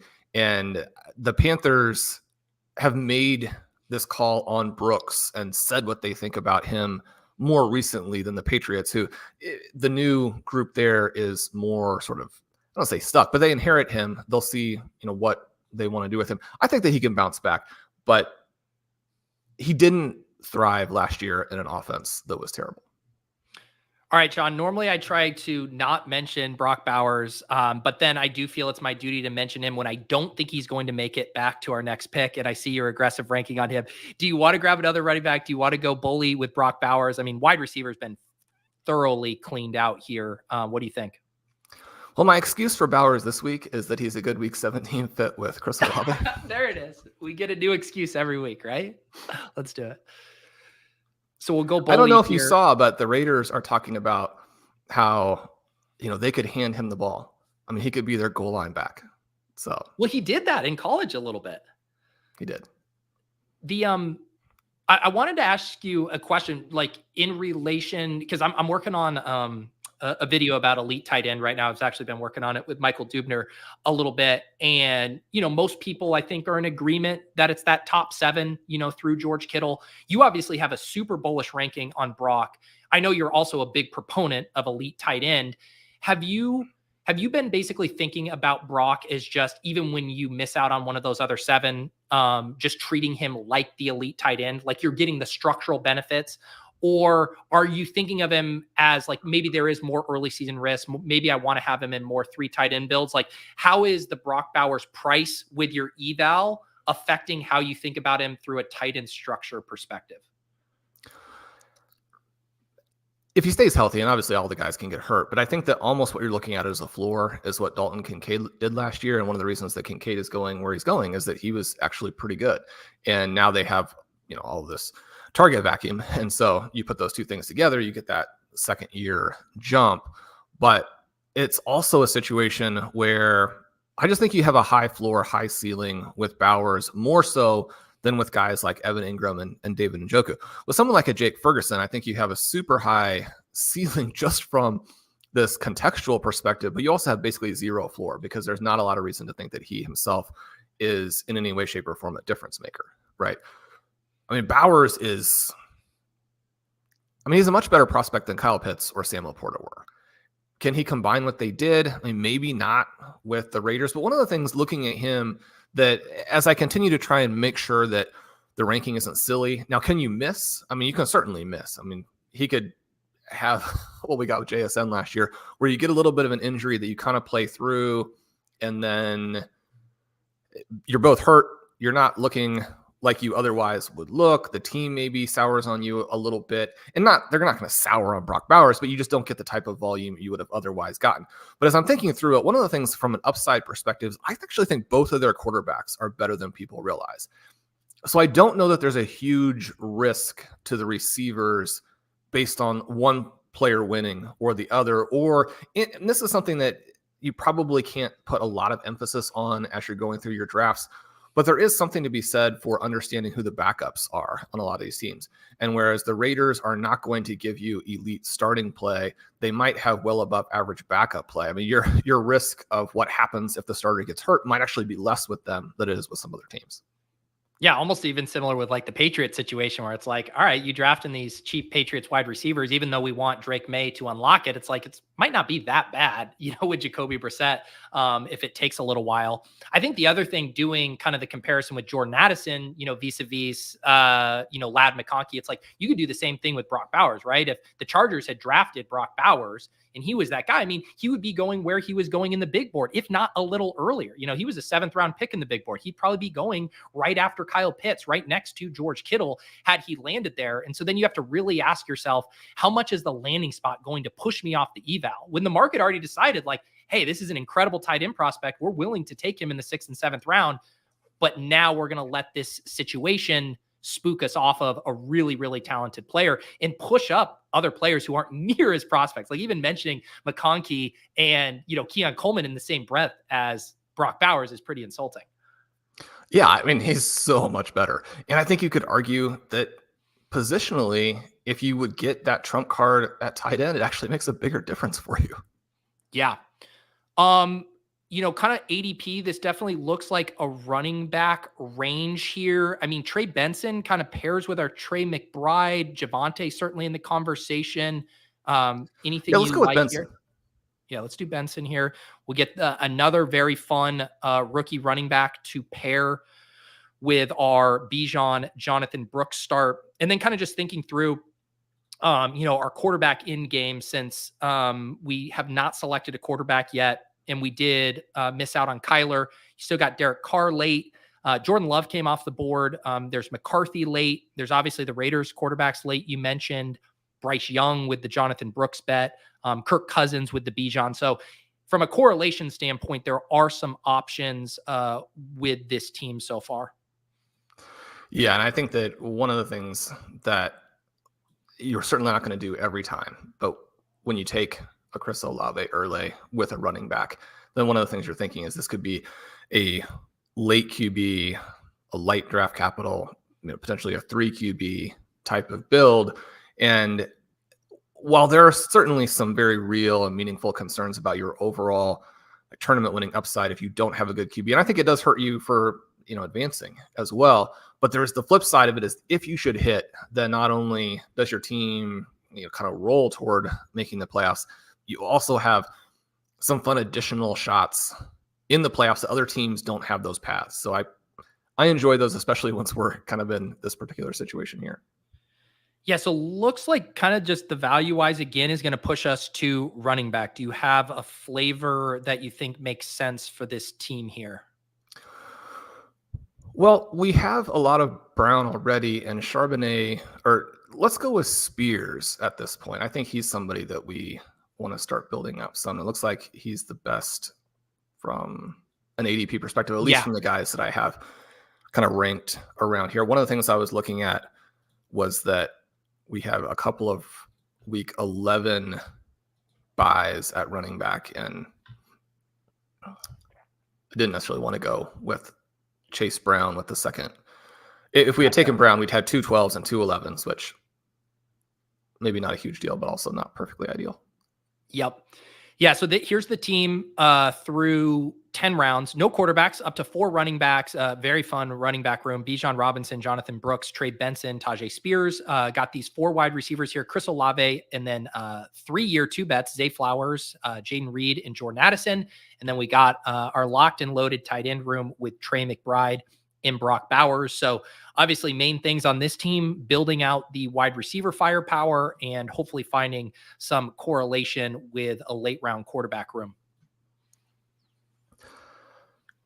The teams have been so much fun. And even in this case where the receivers go early, I like the receivers that we have to start. And when you can get the 2 tight ends with those receivers and still feel like you're building out the running backs, one of the things we were, you know, kind of working through a variety of elements when we were on the clock in round 9, but we had gotten Connor, I believe last week or the week previous, at a huge discount. And so then to be able to get Benson as well at a pretty decent price, and maybe, I mean, those are 2 guys where going where they are now have a lot of upside. And I don't think you want to take a super firm stand on them this early. I have Benson ranked a little bit earlier, but we were very willing to take Connor when he was the massive ADP value previously. Now we've got a little bit of both. Yeah. Where were you at? You have a really big ranking on Chase Brown. I've been thinking about him a lot lately because I've been selecting him a lot. And I find it's so much easier to like balance out exposure when you like the more expensive guy, and then you just kind of grab, I'll start mixing in the cheaper guy. It's so hard when the more expensive guy goes earlier, like in this case, Zach Moss, where it's like, I do want to have Zach Moss in my portfolio, but it's like, it feels like I just keep missing him. And then Chase Brown's there every single time. How are you balancing that? Because I know you're super bullish on Chase Brown, but you also had said previously that you do want to make sure you have Zach Moss and be open to the possibility that he's kind of the biggest beneficiary in that backfield. Yeah, it's tough because I have Brown ahead of Moss straight up. Despite the fact that I have Moss about a round ahead of ADP. The other thing that becomes a little bit tricky is that in many cases where Moss is going, it's not just that Chase Brown you kind of like better. There are some other players that you also like better, or in a draft like this one where he goes in round 8, which again, I think that he's going at about the 809. So, basically to get Moss, you would have to not take Brock Bowers. So how do you get to Moss? Yeah, I know it's a tricky thing. I've been even having that a little bit with, I think Pat and I think you still have a pretty solid ranking on James Cook, another guy where I like James Cook. I want to have some of him. And yet I still find the Ray Davis price to be just so nice. And he's just so cheap. He hasn't been getting steamed up. And it's like when you're trying to like balance it out, or another example would be like a Bucky Irving. And it's like, I'm just going to have so much of this guy, because when you are trying to understand the probabilities that they're not the biggest winner in that backfield, the cost you're paying for the other one feels so extravagant. At least with Zach Moss, it's like a round earlier, as opposed to the Bucky Irving, Ray Davis, where you're having to spend a 5th round pick on their backfield mate. Yeah, and I've got a pretty aggressive ranking on Irving. I definitely am concerned about the fact that he lacks NFL athleticism, but I think you have to look at what the situation is there and what he's done on a football field and kind of balance those things in your head. I don't have that aggressive a ranking on Davis, but he is somebody that, despite like not necessarily being a target by rankings, I think that from a contingency-based perspective, a scenario perspective, and just understanding how you can create a good 0 RB, or just filling out any type of running back portfolio on a team, that he does a lot of things for you. And so I certainly want to remain aware of him. So we are about to pick here. It looks like your ranks definitely pushing us to running back again. Wide receiver, the highest ADP would be if we want to go the Xavier Legette, another Panther. How do you think we play this spot? Well, we have a lot of Legette, and I mean, that's a fine play, but not something I necessarily want to have some massive exposure on. I think a running back here, I think that any of these 3 guys at the top, or even right as well. I mean, those 4 guys I love. I'm just going to break the tie in favor of Marshawn Lloyd. We already have Jaden Reed. We're kind of playing a little bit of that Week 17 dome game between the Packers and the Vikings with Jordan Addison. So we'll kind of just build around that game a little bit there. And so now we're up to the 5 running backs, only the 4 receivers. If we're going to have a lot of QBs late, but we're going to be able to stick with the 2 tight ends. So that opens up a spot potentially. Where are you in terms of taking the 6th running back in this particular instance, where I think that we don't necessarily need a huge number of receivers, because the early receivers are good and they need to carry their weight if they're going to be drafted where we drafted them? Let's do it. I mean, by far the biggest values would be in the running backs by your rank. So Charbs, Kendre Miller, Jalen Wright. Who do you think makes the most sense if we're going with a 6th running back here? Yeah, let's take Wright and have just the massive upside. Okay, so Shawn, I'm taking your car keys away. You can no longer drive on the running back highway. You can no longer draft on the tight end highway. You are exclusively on the quarterback, wide receiver lanes for the rest of these picks. So we're going to have to select some of the receivers. How early I guess Judy didn't go that far ahead. I was hoping, but he didn't make it back to us in 11. Yeah, he had an ADP of 127. We were picking at 130, and he went at 124 there. So he is somebody that I do think is separated from everybody that you're seeing up here on the board right now pretty significantly. Does that mean he's going to hit that? I mean, obviously not. But I think the situation there in Cleveland is pretty interesting. And I continue to go back to some of his peripherals throughout the different seasons and think that he probably isn't as big a failure as he feels like emotionally. Now, he did play some really terrible games down the stretch last year, so you don't want to ignore that either. Do you have some guys here other than, again, our Josh Downs was the other player who I thought was kind of interesting at the last pick. Where did Mitchell go in this draft? 80 Mitchell. Where did he middle go? Of 9 there. Yeah, middle of 9. Yeah. So that's still a relatively aggressive price on him, but I do think that it makes sense that once Tyler Lockett is off the board, that Mitchell will be the next guy. The Colts are another team that I'm trying to make sure that I don't let my concerns about overall pass volume and Richardson's accuracy completely move me out of those players. Now, Pittman is one where, he's most likely the guy who would really benefit if the offense is a little bit different than what I think that it is. And yet Mitchell and Downs are the ones where I don't think that you kill your team when you go that route. And then if you get a different offensive environment than what I'm expecting, you could be a big winner. And so the Colts are an interesting team to look at from that perspective. Josh Downs a better rookie season, I think, than people realize, and very much kind of, if you want to use the arbitrage terminology, his type of play on, what you're going to get from, say, a Jaden Reed or a Jordan Addison, I still think those guys are in a better context. Yeah. I'll let Shawn, a couple of questions in the chat about Lloyd, Jalen Wright over other guys, Brian Robinson, Jerome Ford. I'll let Shawn speak to the ranking. I will just say in general, when I am already loaded at running backs, I want to be asking myself, like, how do these guys get my starting lineup? What is the biggest crack I can take? Who has the widest range of outcomes? There's nothing wrong with picks like Jerome Ford, Brian Robinson. I think you are probably banking a good amount of touches, but I don't think they offer the high-end range of outcomes that some of these rookies do. And so I think there are like some zero RB builds where you are really trying to patch together production where those guys might make sense for those builds more so. But man, when we're grabbing our running back 5 and running back 6 here, like, we want the black box mystery of the ranges of outcomes. And to me, that's obviously these rookies in pretty intriguing situations. Yeah. Are you concerned about the number of rookies that we have?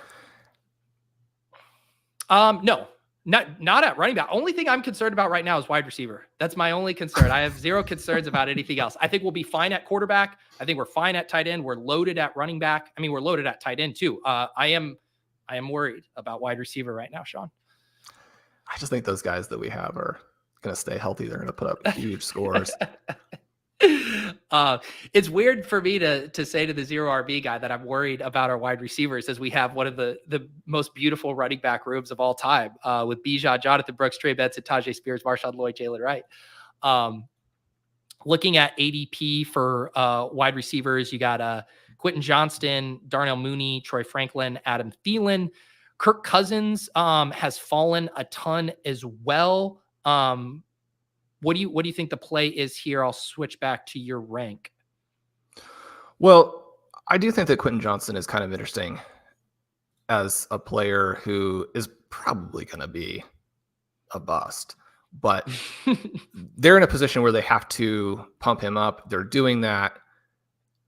I think that you might look back on the 2023 season and find that offensive scheme, play calling, the way that they used Johnston, but just in general was poor. But then the way that they used him also mitigated his strengths and really amplified his weaknesses.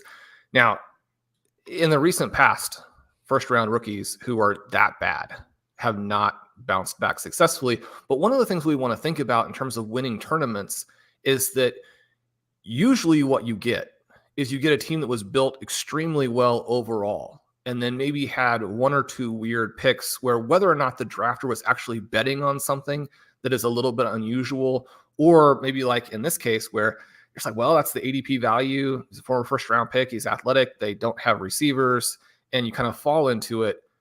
But what you tend to see is that there is a player who was selected And for this one, for me, it probably is Mims. Yeah, keep going and then we can talk about it. So you get a bet, whether it's intentional or not, on something that has not worked very well recently, and it does hit. And then the fact that it does hit means that now you have all of the other good teams, not necessarily covered. You can't cover people in this, but you have a piece that maybe is on a bunch of bad teams otherwise. Right. One of the things that was kind of funny a year ago or 2 years ago was just like Josh Jacobs being mostly on teams that were otherwise not drafted particularly well, or at least there was some element of that on all of the good teams. Right. And so if you can hit on that thing that is unlikely, and I think you can look back to last year and say, well, at times the Rams were building up Kyren Williams, and I mean, they told everybody that this was going to be the thing, and we were skeptical of it because they've told us about other players who are non-NFL types of players, and they claimed those guys were going to be good, and obviously they weren't. And then we just know that someone who, is not an early pick and is not athletic. I mean, Kyren Williams is not athletic, right? He doesn't have the tested athleticism to be an NFL guy, and yet he goes and he just absolutely crushes the world. Now, I'm not saying that Quentin Johnston is going to do that, but I think that when you get into some of these teams where you're looking for where there might be upside, where there might actually be target volume, and where a team has some incentive to try and push a guy, and they're doing that, I guess I think we could get manufactured volume for Quentin Johnston as he got in some cases at TCU, including in that game where they crushed or defeated, and he had a big game against Michigan. I mean, he was bad. He was awful as a rookie. There's still some temptation there for me. I don't have him aggressively ranked. We had to go down a couple guys to get to him.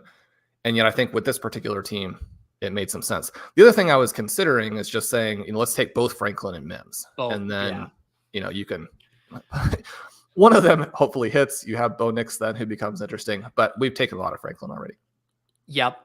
I noticed a theme to this team, Shawn. This is the second year wide receiver team. Zay Flowers, Jane Reed, Jordan Addison, Quentin Johnston, Marvin Mims, which used to be the thing everyone loved that you used to have to pay a huge premium for in drafts. Then I think the enthusiasm, pendulum swung more to these rookie wide receivers. And we do have a nice blend of like Zay, Jane Reed, Jordan Addison. They acquitted themselves very nicely in year one. Quentin Johnston and Marvin Mims, not so much for different reasons, but getting buyback opportunities at these prices on a team where I think a lot of times when you get boxed out at wide receiver, it's almost easier to bank floor in this range than it is ceiling. I think we are still kind of exchanging. We have no floor with these picks, like QJ and Mims. There is zero floor, but I think you can say that there is still ceiling with these, which is kind of fun when you are behind at wide receiver to still be able to get some ceiling. And if some of the things that we, part of the thesis with some of our Broncos guys do come to fruition, it could easily be that Mims is the beneficiary. Right now, it's actually still pretty possible, I think, that Cortland Sutton is not on that team, in which case, Troy Franklin and Marvin Mims are going to get more expensive. All right, let's see here. We're up to 6 running backs, 6 wide receivers, 2 tight ends. Should probably just, again, keep kind of flagging some quarterback spots here as Stafford comes off the board. Demario Douglas would open up. Drake May is another potential. What do you think the play is here? Yeah, do you have a quarterback that you just want to go with straight out right here? Or I don't think we have to take a quarterback quite yet. Let's take Baker. Javon Baker, yeah. So talk about that, because you do have Douglas ahead of him in your ranks. Why Baker for this specific team? Just to add more ceiling and to ignore the floor there that Douglas would give us. I'm pretty confident in those first 4 guys. When you're trying to add some depth, but you are concerned about the total number of options. I mean, I think this is a spot to add a rookie too, because that's actually something we don't have a ton of at the wide receiver position. Yeah. Is that the way that you would be looking at that selection, or would you prefer Douglas and the floor? No, I was more looking at the ranks. I've been ending up with, I think, a little bit more Douglas just because the market has been now starting to take Baker. Let's talk through real quick. We are on the clock here. I mean, McCarthy, May, Nix, which one is most important for this team right now? Well, let's go ahead and get May and the huge upside there. Yep. So we grabbed Drake May, our first quarterback here. We got 6 running backs: Bijan, Jonathan Brooks, Trey Benson, Tyjae Spears, Marshawn Lloyd, Jalen Wright, wide receiver Chris Olave, Zay Flowers, Jane Reed, Jordan Addison, Quentin Johnson, Marvin Mims, Javon Baker, tight ends Trey McBride and Brock Bowers. If you guys are watching the YouTube stream and you're not subscribed, make sure you guys hit that subscribe button, give us a like. We are here generally on Monday mornings. We did flex to Tuesday this week for the Memorial Day holiday. And you guys can also get this show in audio form on the Best Ball Banana Stand podcast feed and on the RotoViz podcast network. And that is, of course, where you can get all of Shawn's great work and the team over at RotoViz. So much great stuff over there. Shawn, any pieces you would like to highlight that you guys have been working on recently? Well, a trio of my favorite writers are going to have some things out soon. Connor, who everyone will be familiar with, has some fantastic work upcoming. Blair teased some of his projects on the stream we did late last week. Pete, you were very kind to promote some of his stuff last week. He's going to have some things that are very specifically relevant to these types of best ball drafts, and hopefully be able to talk about those on some of the shows soon. I know that anybody who's following all of your great work and the things that Michael Dubner has been doing, you'll want to check those out with Blair. And then Jake Bowes, who is in many ways our best ball guru and a fantastic data analyst, is going to have some of his new work out. I know a lot of listeners would have been tracking him during our in-season content last year. He's absolutely fantastic. So keep an eye out for those. I'm going to have my priority targets out this week. So really, we'll see how we can, we're drafting some of those guys obviously already, so it's not a huge surprise, but that'll be fun to have out on the site.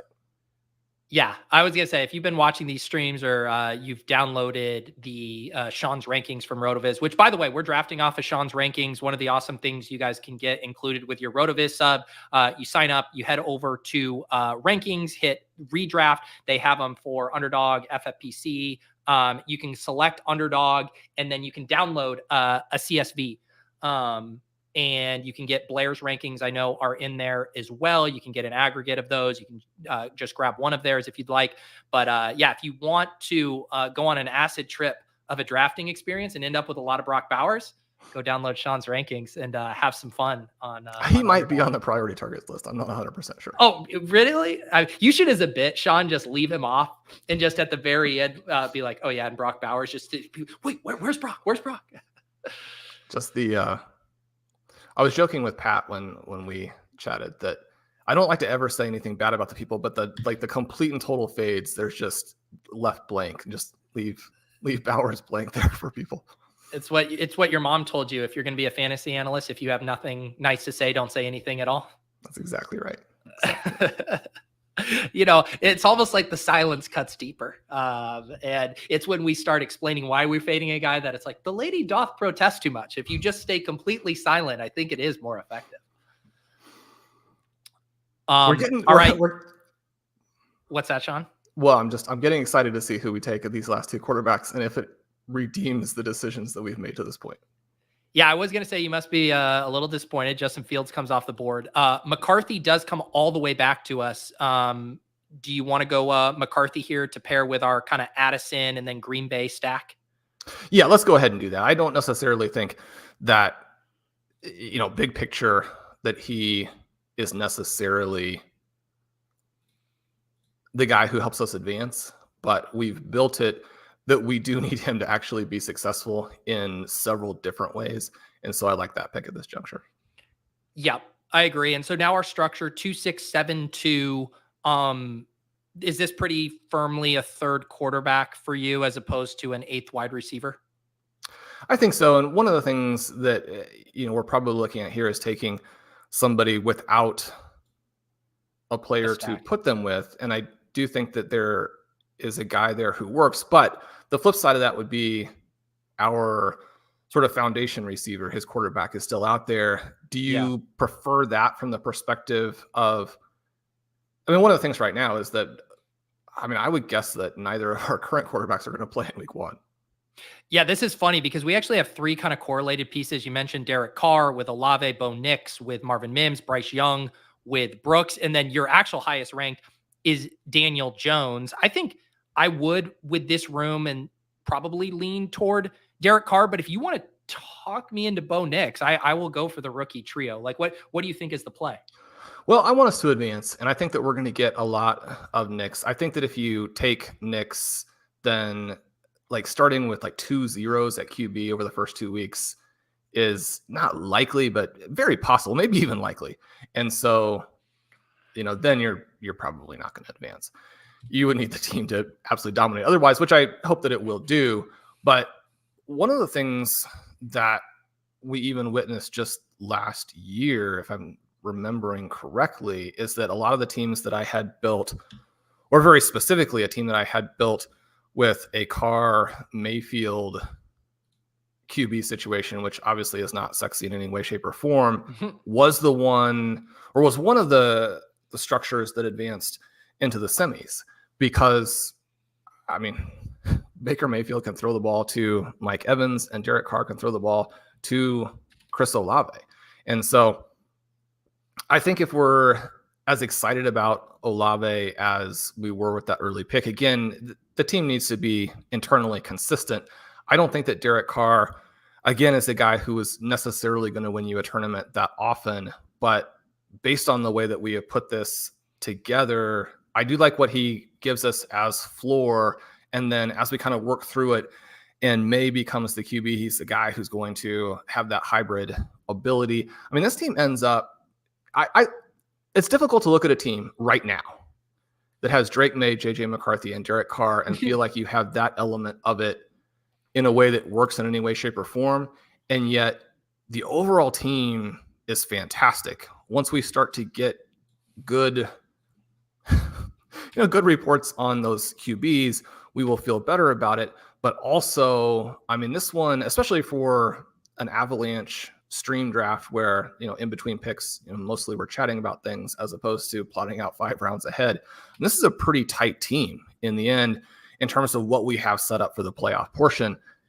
I think you have to count on the overall picks that we made and then think that the tightness is what helps us win as opposed to just, the individual quarterback upside. Yeah, and one other, I do think Derek Carr is a perfect quarterback to feather in with Drake May and JJ McCarthy, like you said, to ensure this team advances, then kind of capture some of that late season upside, probably more specifically through May and his profile. But then the other thing too is like we have made a very big bet on Chris Olave. And if Chris Olave is giving us one of those pod winning weeks that we saw from an Amari Cooper or George Pickens last year, and he goes for 40 points, Derek Carr is coming along for that ride with a really nice game. And so we are going to get the correlated benefits of a massive Chris Olave spike week. And then the other thing, Shawn, we ended up with some really nice correlations for our playoffs. We have, of course, New Orleans with our Derek Carr to Olave stack, bringing that back with Brock Bowers in week 17, and then bringing it back with both Marshawn Lloyd and Jaden Reed in week 16, which we know is an important thing. Then we can head over to our New England team here. Let me just pull up May. We have them week 17 versus the Chargers. So we got our Quentin Johnston bring back there. And then we can go and look at our Minnesota, which we have the big Green Bay stack there as well. So some nice correlations for us with all of our quarterbacks. And, other than the wide receiver room, maybe wishing it had just like one more piece of firepower, I think this team still kind of possesses that tournament winning upside we're always chasing. Yeah, and one of the things about going with the 3 QBs, and certainly the 3 QBs late, is that you would want to have them game stacked in a way that is compelling and to have the multiple. And if the individual ceilings are a little bit lower, you want to create those pathways. And I think that we've done that really well. It's one of the reasons that I love going with the 3 QBs and the late QBs, even though I don't think that is the best way to put it together. I don't think the evidence suggests that it's the best way to put it together. But when you get some of these teams from the 110, the 111, the 112, and you're going to try and do some interesting things, certainly if you take a Chris Olave, if you get there with Zay Flowers and you're not going to have Lamar Jackson, I mean, Jordan Love, I think, would have been an interesting pick on this team. Where did he go in terms of... Yeah, because I remember, so Jordan Love went at 105. So if he would have came back to us, that would have been a pretty probably easy click there at 106, knowing we liked a lot of the running backs. We would have had to have taken him where I don't think there was any way we were getting both Brock Bowers and Jordan Love, I guess I should say. Yeah, and so the other option that is interesting there is if we did decide, say, we've taken Trey McBride, we don't have to have the second elite tight end, and we don't need to push the week 17 element of Olave and Bowers together. Wait. Shawn, are you envisioning a world where you didn't take Brock Bowers? This is blowing my mind right now. I mean, Kyler Murray in 8 is something that I have occasionally done, even though, again, it's not exactly my preference. But one of the elements and one of the reasons why you want to make sure that you're comfortable with some of the late quarterbacks and you set the late quarterbacks up correctly. And again, probably our preference are for guys like we took last week, where you have Daniel Jones, you have Bo Nix, maybe you have Justin Fields, but those weren't the picks for this particular team.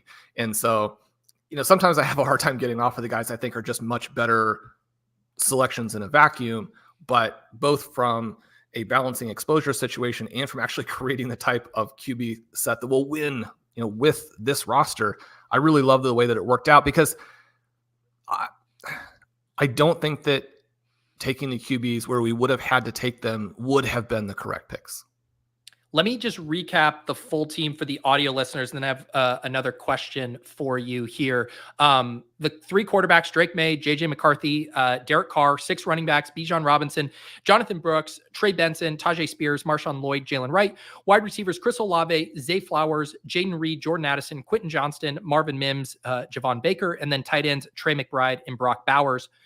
I guess my question for you would be, knowing that, we know it's powerful to kind of reverse engineer our draft and know the things we might like later. Specifically, I would say some running back selections, and knowing that once we hit that kind of 6 running backs with 0 quarterbacks, still being thin at wide receiver, we essentially limited our flexibility, even though they were by far our highest ranking values. It was like we couldn't even afford another running back value without really sinking this team. Are there any of those spots that you would like back? You mentioned like the Josh Downs one. Like, would you like to go back to one of those running back slots and maybe just take a lesser wide receiver just for structural purposes in hindsight? Or is the conviction so strong in those player takes and in the ability to kind of mine the late rounds for wide receiver that it's not a concern? I don't think that part of it bothers me. And is there a specific guy at QB that you would be... So not picking Downs isn't an issue for me, especially when you look at, he wasn't going to open up a path to a QB with obviously Richardson going much earlier. Now you could play him off of a Daniel Jones if we wanted to then, get into our Wandale and Jalin Hyatt selections. I guess maybe my question would be, and we've had this situation where we took Joe Burrow maybe, again, in a situation where, maybe you just prefer to have another non-quarterback.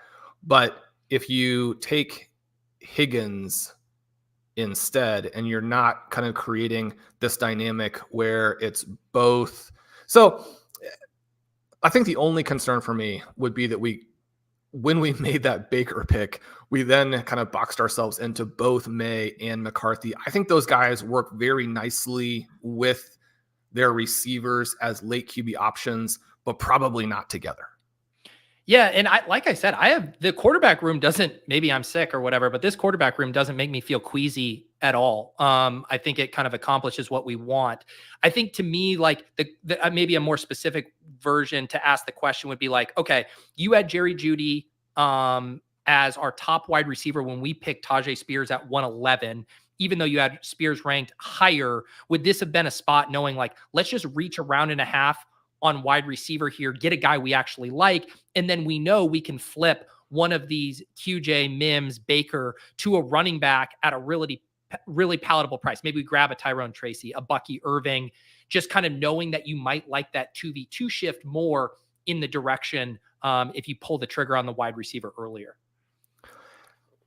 I don't think so, at least in terms of where my rankings are, because I'm aggressive enough on Jeudy and I'm going to end up with so much of him that it's almost the opposite, where I'm trying to push him down and avoid him in as many drafts as I can. Whereas these guys that we've been targeting to this point, sort of in that 13 to 18 range at receiver, I think that potentially those guys could really rise, and then we don't get as much of them. Also, potentially they could fall out and you don't have to get as much of them, but there are enough players there that I do think accomplish some similar things. And the running backs going in that range, I mean, I like Bucky Irving and I like Tyrone Tracy. I do think there's still a huge gap between those types of players and what they're, how likely they are to hit each individual kind of scoring point along the way when you contrast them to the running backs who are going in that range. One of the things that continually sort of blows my mind about these early drafts is that you can ignore running back early, and then once you get into them in that, say, round 9 through round 13 range, you get so much value. I mean, this year is setting up to where at both wide receiver and running back, you can draft a ton of second-year players who were actually pretty good last year. And you mentioned it at receiver. I think the same thing is true when you're looking at the running backs, where these guys played pretty well. To be able to draft breakout candidates at those prices when you're also buying a decent floor at that point, I love those picks. I think you just have to be, and there are enough of them that I don't think you're going to run into this problem where your exposure to any particular guy gets out of hand. Yeah. And so you need to continue to load up on it because you want pretty good exposure to so many of the players in that range. For sure. Well, Shawn, always a pleasure drafting with you on the Best Ball Banana Stand. And we will be here next Monday. And if you guys are watching the video version, again, you can always get the audio up on the RotoViz podcast feed, as well as a special Best Ball Banana Stand podcast feed. You can search for those in your podcast app of choice. Up next, we got Pat Kerrane, and we even have a little new intro for him as well. Shawn, we will see you next time on the Best Ball Banana Stand. Scuba Kerrane, Patty Millions, Peacock Pat Kerrane on the 1s and 2s. Are you kidding me? Darius Tony? 98 yards to the fucking house against Carolina in week 10. You like that? Yeah, I didn't know that was coming. Yeah, like Shawn gets the Best Ball Banana Stand intro, and I was like, we need something to separate these drafts and make the handoff a little smoother. So I thought that was pretty good. I like it. Yeah, I was jumping on, and I was hearing Shawn. I was gonna message in the private chat, let him cook. I was worried you were gonna wrap him up and get me on. I was enjoying hearing Shawn talk about the draft landscape. That was fun. No, I mean, it was a crazy draft. I was terrified about our wide receivers. I think we had 4 through like 13 rounds. And then I asked Shawn at the end, like, are there anything you'd go back and do? And he started talking about the quarterbacks. There's no concern about the wide receivers, because in this version of a team we drafted, Quentin Johnston, Marvin Mims, Javon Baker, those are the guys that are going to do it for us. But it is interesting. Like last year, we were having to pay, really high prices in some of those avalanche drafts for the second year guys. Yeah. And at least this year you can get QJ and Mims a lot cheaper than you were some of those other year 2 profiles. That's true. Yeah. Some of the guys did fall pretty far, like Thornton and stuff. We were kind of done with. Right. Mims is the one that I'm struggling with, because it's like they drafted Franklin, but not until the 4th round. But he's with Bo Nix, and I thought he was a really good prospect on paper before the draft. Mims was flashy, but couldn't get on the field. But then they trade Judy, so I could really see us like after the year feeling very strongly that we should have known how it was going to go with Mims. Yeah. No matter how it goes with Mims. Right. I was laughing. I was listening to your pod with Sanderson over the weekend where you had the line, Sean Payton makes us learn new names. And if Sean Payton didn't, like, there are scenarios where Bo Nix is good. And if this is just the target shares are distributed in a logical way, like both Marvin Mims and Troy Franklin could pay off their ADPs. Like if this is all just logical, but there's no guarantee that any of this is going to be logical. No, there's no guarantee. All right, I did hop us into a draft. We got the Ducks going here. Pat, we got the 1-7. I do have coffee just pumping through my system, so I'm probably going to need a vamp break from you at some point, but we'll see what we can do here from the 1-7. I'm excited. I got the updated legendary upside ranks pulled in here. And wow, yeah, so we get Chase, Jefferson, Amon-Ra, bang, bang, bang, leaves us with Bijan or Breece. I did Bijan with Shawn just then. Let's go Breece. Happy to do Breece. I was going to say for the brand. Yeah. This is one of the spots that I am. Normally, I just draft right off the ADP, but I am starting to break so that I'm taking like probably 2/3 Breece to my 1/3 Bijan. So I don't want to be out on Bijan, but like Breece just like went nuts with no quarterbacks. Like a team didn't have a quarterback at all. They might have, like, if they had Taysom Hill, they would have been better. Like, I'm not kidding. Yeah. And now he gets Aaron Rodgers, and we're like, yeah, I'd rather have like Bijan, who's like pretty good as a rookie because of like his prospect profile was amazing, and he's pretty good as a rookie.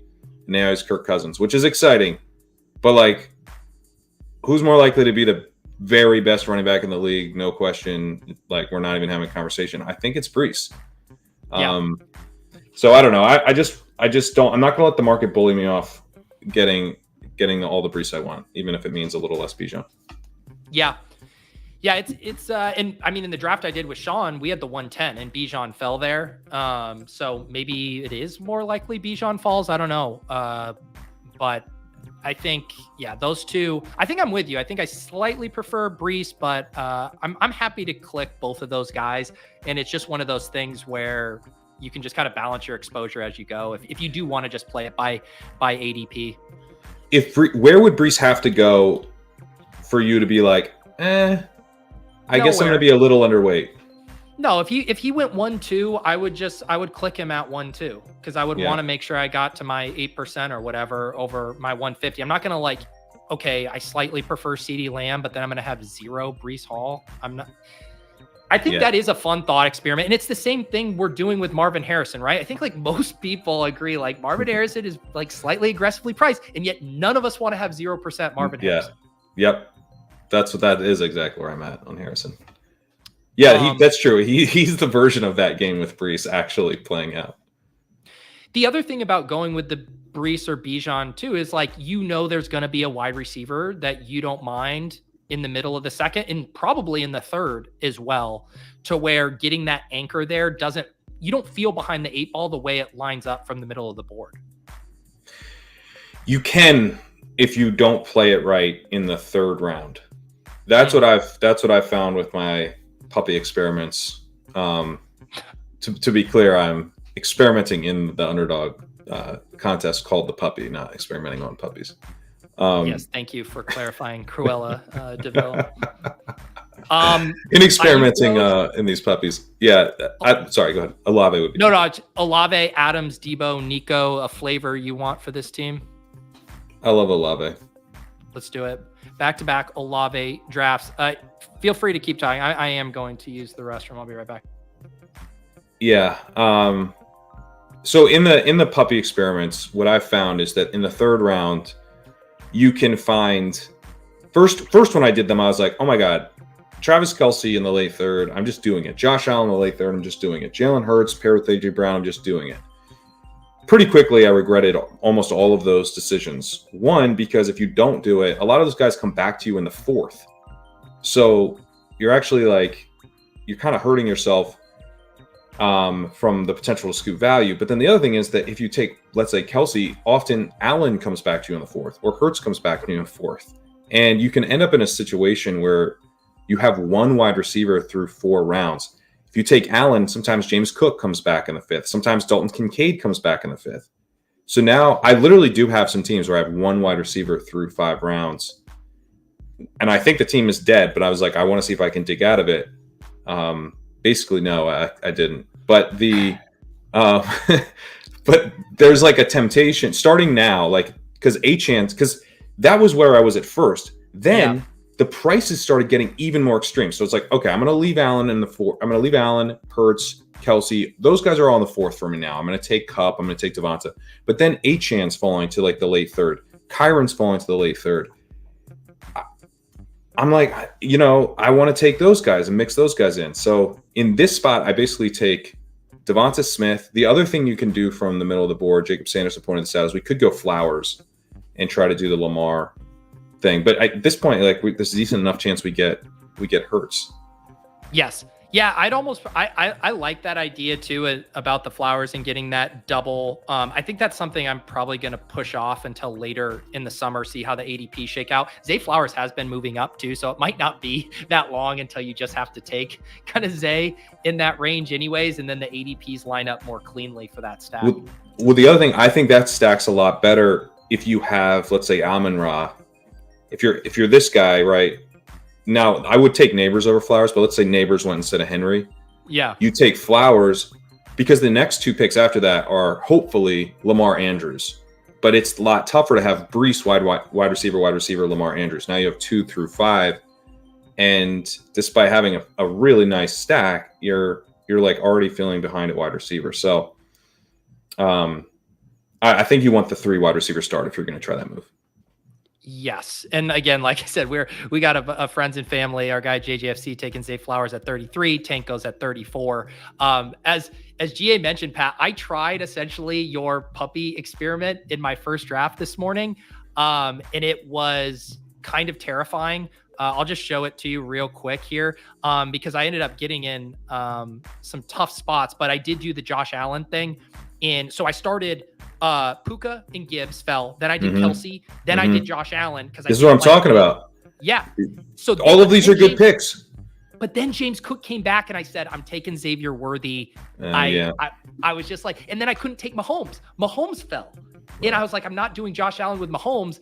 And I didn't want to get buried at wide receiver. So I had to pass on the Cook thing. Whereas if I was in the puppy, maybe I'd take a little James Cook there. Yeah, I think I've done that. I've taken James Cook. I was like, you know what? But then I got Ray Davis later, and I was like, I think this is structurally how I do it, where I get that correlation. I know you're a big James Cook bull, but I was like, I can't do this one wide receiver thing through 6. No, I think that's what I will say is if there's a way, there's probably 3 ways to beat the wide receiver avalanche. In there, you have Allen, quadruple stacked or triple stacked with Keon Coleman. Because I'm taking Keon Coleman in the 6th there. Wow. Yeah, I'm just I have Allen. The only way this works is if Allen goes nuts, and then I have Coleman. I reach for Curtis Samuel way ahead of ADP, and I try to grab Shakir. I'm just these dudes are just crazy underpriced, and that's how I beat the avalanche, and it's correlated with my quarterback pick, who you shouldn't have let me had in the 4th round or whatever. So Hurts does come all the way back here. Yeah, we do. Yeah. Yeah, it's funny you say that because it's I think that's where I'm different in that I just refuse to to me, it's almost like a double reach, right? Because it's guys I'm already concerned about their price. And then it's if I get them correlated at price, to me, that mitigates it, offsets it. Whereas I'm if I'm reaching and I'm already queasy. So I did Shakir, Ray Davis, and Dawson Knox, where I'm I'm going to make this bet, but I'm going to do it in the cheapest way possible. But I am going to have to think that through because I have very little Keon Coleman other than my week 1, week 2 shares where he was a little cheaper. Yeah, I mean, Coleman it might not be Coleman. It might be Samuel. It might be Shakir. It's probably Coleman or Samuel or Kincaid. But I think like in order for this to work, where you're swimming against the wide receiver tide, two things need to be correct. There need to be better wide receivers available later than we think, and you need to put them on your team.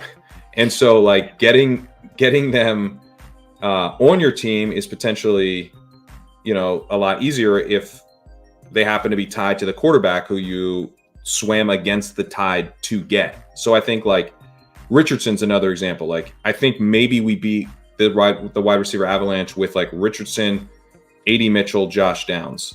Yep. Like those dudes being crazy values in retrospect. Or Jordan Love is another potential example where you could do like Jaden Reed as like, your wide receiver 2 or 3, which is not fun, but okay, I really need the Packers. I really need some of these guys to be huge hits. So you get Jordan Love, maybe you get a Watson, maybe you get a Wicks, maybe you get a Dobbs, and you play it through those potentially underpriced receivers. The other thing with the Bills one that I'll say is that you can get a Mike Williams.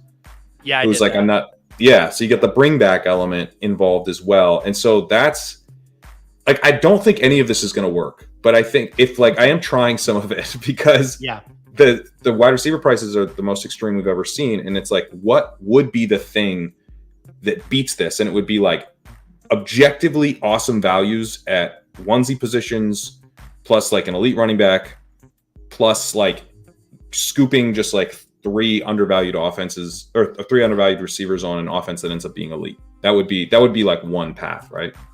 Yeah. And I think to me, the final part of this is really understanding your specific room dynamics. And where I misread it last is I've got Josh Allen in a vacuum as a value. I didn't realize my room was going to be an insane QB agnostic room where I could have gotten Patrick Mahomes in the early 6th to stack up with Xavier Worthy and Travis Kelce. And I had already blown my load on the first value in a way that was extremely frustrating. Dalton Kincaid is here. I honestly don't mind that. I've been trying to get a little bit more of him. What do you think? I think we grab Keenan.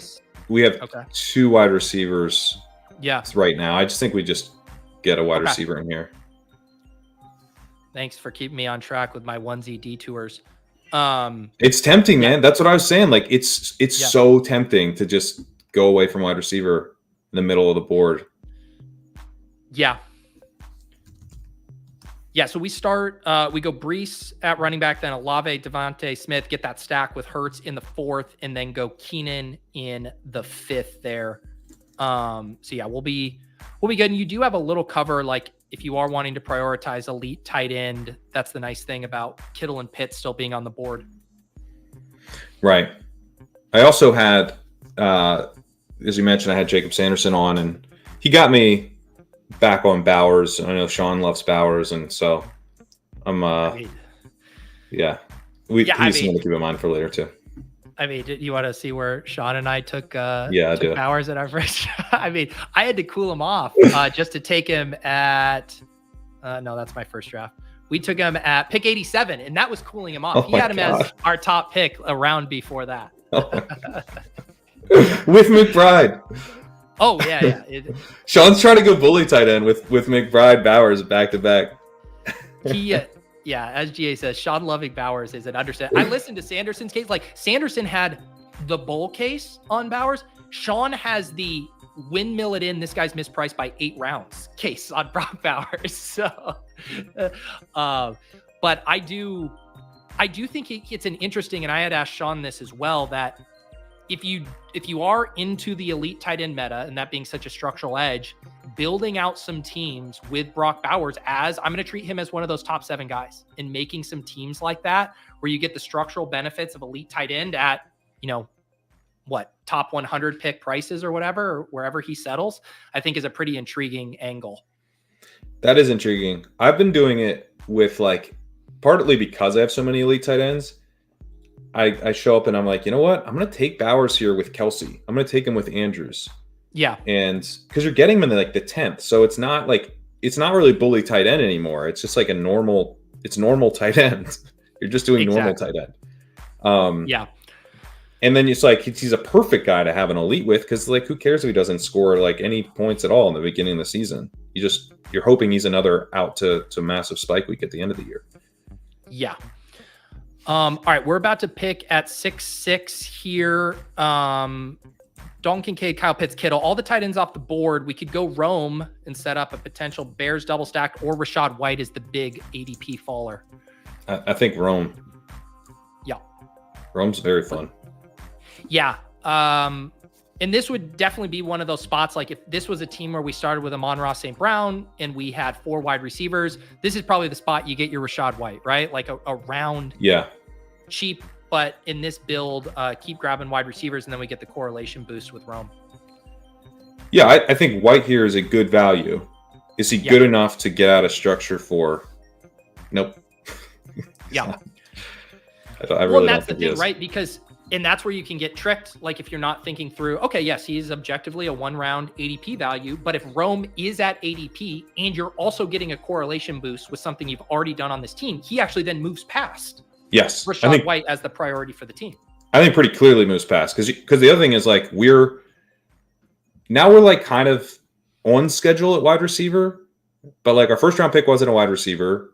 We had 2 through 4 rounds. We got, Keenan Allen is our wide receiver 3, which is like a little weaker than I'd like, so like, I don't think we're even now 4 through 6. I don't feel like particularly strong, just given the way these rooms shake out. So if we were to pass on Rome, our wide receiver 4 could end up feeling pretty weak, or frankly, so weak we don't take one. We're just like, you know what? Everyone got sniped up. This night we're going to take, we're going to take a really crazy value on Kamara or Aaron Jones or something, and we end up with 3 wide receivers through 7 rounds, which is, it's not like you can't survive or those teams are like insta dead, but it's definitely not how I would prefer to build. No. How do you play this spot where you have an elite quarterback, as we do in Hurts, but then you set up a double stack and Caleb Williams kind of falls into that range where he's not too expensive to write him off as your QB2, but you also are probably going to really like a wide receiver or running back where you would need to take him? I think one of the advantages of having the elite quarterbacks is that you're allowed to stack up other offenses somewhat aggressively, because it's week 17, you have Hurts and Devontae Smith making up 2 of your top 4 picks. You need to score enough points to beat 500 plus other people. You need them to go off. Yeah. Right? That's pretty simple. So, okay, so now they have gone off. What else are you looking for? You actually want the Bears to go nuts. You don't like even care if Caleb outscores Hurts by like a point or something. Like kind of good. Because you have, as long as it goes through Keenan and Rome, right? If it goes through Moore, you're dead. But if it goes through Keenan and Rome, like you have Hurts, who also went off with Devontae. Like you're like very in the mix. Now it's going to come down to how well Brees does, how well Olave does, how well the other pieces you draft later do, really. So obviously I would like to get Caleb at a good price, but I don't think he's like we have to get him. Look at that. Aaron Jones, I called it. Yeah, Kamara with Olave or a tight end? I think Kamara. Yeah. I'm good with that here. A full round past. Ferguson's a bring back, but I think we still go Kamara. Yeah. Yeah, we also have a double tight end team behind us, another Pitts team, a Kelce team. So maybe a better chance one of those guys comes back. I don't mind Kamara here paired with Olave. And it goes back to the Rachaad White fall, right? Where it's like, okay, we've seen a precedent. We know what kind of running back is falling in this room. And now you start to do the 2v2s of where would you have rather have spent your running back versus wide receiver bullet. And it's either grabbing Jameson Williams here over Kamara or Rome ahead of Rachaad White. And that's a pretty easy one. That 2v2 is almost like too brutal to like imagine. Like Jameson Williams and Rachaad White versus Rome Odunze and Alvin Kamara. Like, I mean, Kamara like has a case to just go ahead of White. He shouldn't. Right. He's old, but like if Kamara outscores White this season, it's not surprising. It just means that he just didn't completely fall off. That's it. He's just an old running back who was productive. Like I don't know. There's a couple tier breaks that are just absolutely kind of nuts at wide receiver. You just have to be ahead of them. Where is Kamara going in full PPR, like on FFPC? I don't know. I haven't been over on FFPC. This is why Drico's helping out with our rankings, because I cannot. Just the grinding of I'm trying to get in fast drafts over there is so brutal. Yeah, I just refuse to slow draft on FFPC, and I'm having. I've done 2 fast drafts on FFPC over the last 2 years. Both were ones I completely forgot about and auto drafted the entire draft. that's my best ball tournament experience over there. There you go. But Zach and Drico, shout out to those guys in the Leg Up Discord. They've been streaming some FFPC drafts in the Discord. Oh, nice. People are interested. Yeah. All right. Wow. So JGFC grabs Brock at 88, and then Ingram and Ferguson go 82 at 83. So we have entered punt tight end territory here, Pat. So this spot is basically, this seems like a running back pick pretty obviously, unless you want to make the case for something else. No, we can do that. We could go Swift for this Bears thing we're doing. I don't take a ton of Swift, but he kind of fits. Zamir White also correlates with the Saints thing. Yeah. But I'd probably be I would Swift. maybe lean Swift. Yeah. Let's do that. We'll get this big Chicago bet rolling. Then I guess one of the nice things about tight end is we could also consider Goedert, obviously, with this team. He's been in the back of my mind, yeah. Yeah. But he generally doesn't go, like, we wouldn't want to have taken him there. No. Yeah. Would you have been on the Brock train at 90? Yeah. I was gonna pound the table. I still have a Brock Bowers contact high from Shawn, so at 90, I'm like, holy cow, what a value. I think Swift probably makes more sense for the team. Like, it's built around Chicago and all that, but I wasn't gonna fight you on that. No. Well, Brock is the bring back to the Kamara and that's Olave true. That's 17. true. Yeah.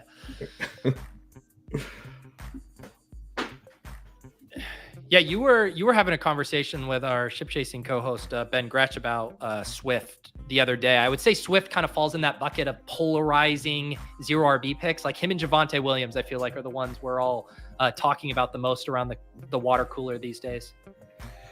Yeah, Swift, I'm not in on so much. He's just I just don't think he's very good. I'm supposed to he's one of these guys that we're supposed to sort of make excuses for as fantasy players. He doesn't do all the stuff coaches normally really like, but he's explosive and he's a great pass catcher. But he hasn't been explosive for a couple years now. And so I'm just if he's not explosive, why am I taking this guy who got completely phased out in Detroit? And then the Eagles used him all last year, but there was they didn't even seem to consider bringing him back. It's just on your way. They kind of got a free pick out of the whole thing. They got they basically got him for free because they traded a day 3 pick and then they got a comp pick out of it. So if he's completely free and you don't have a better option, maybe they will ride him. But I think they do have a better option in Chicago, Khalil Herbert, if he's there. So it just makes me nervous because I'm I just don't think he's that good. But we already bet on Chicago.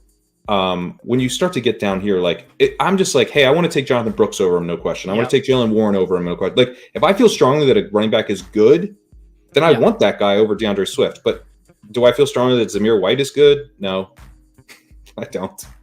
Yeah. And it's because it's hard to tell yourself the one thing he's going to have a lock on. Do you know for a fact he's going to have goal line carries? Passing work? Explosive play?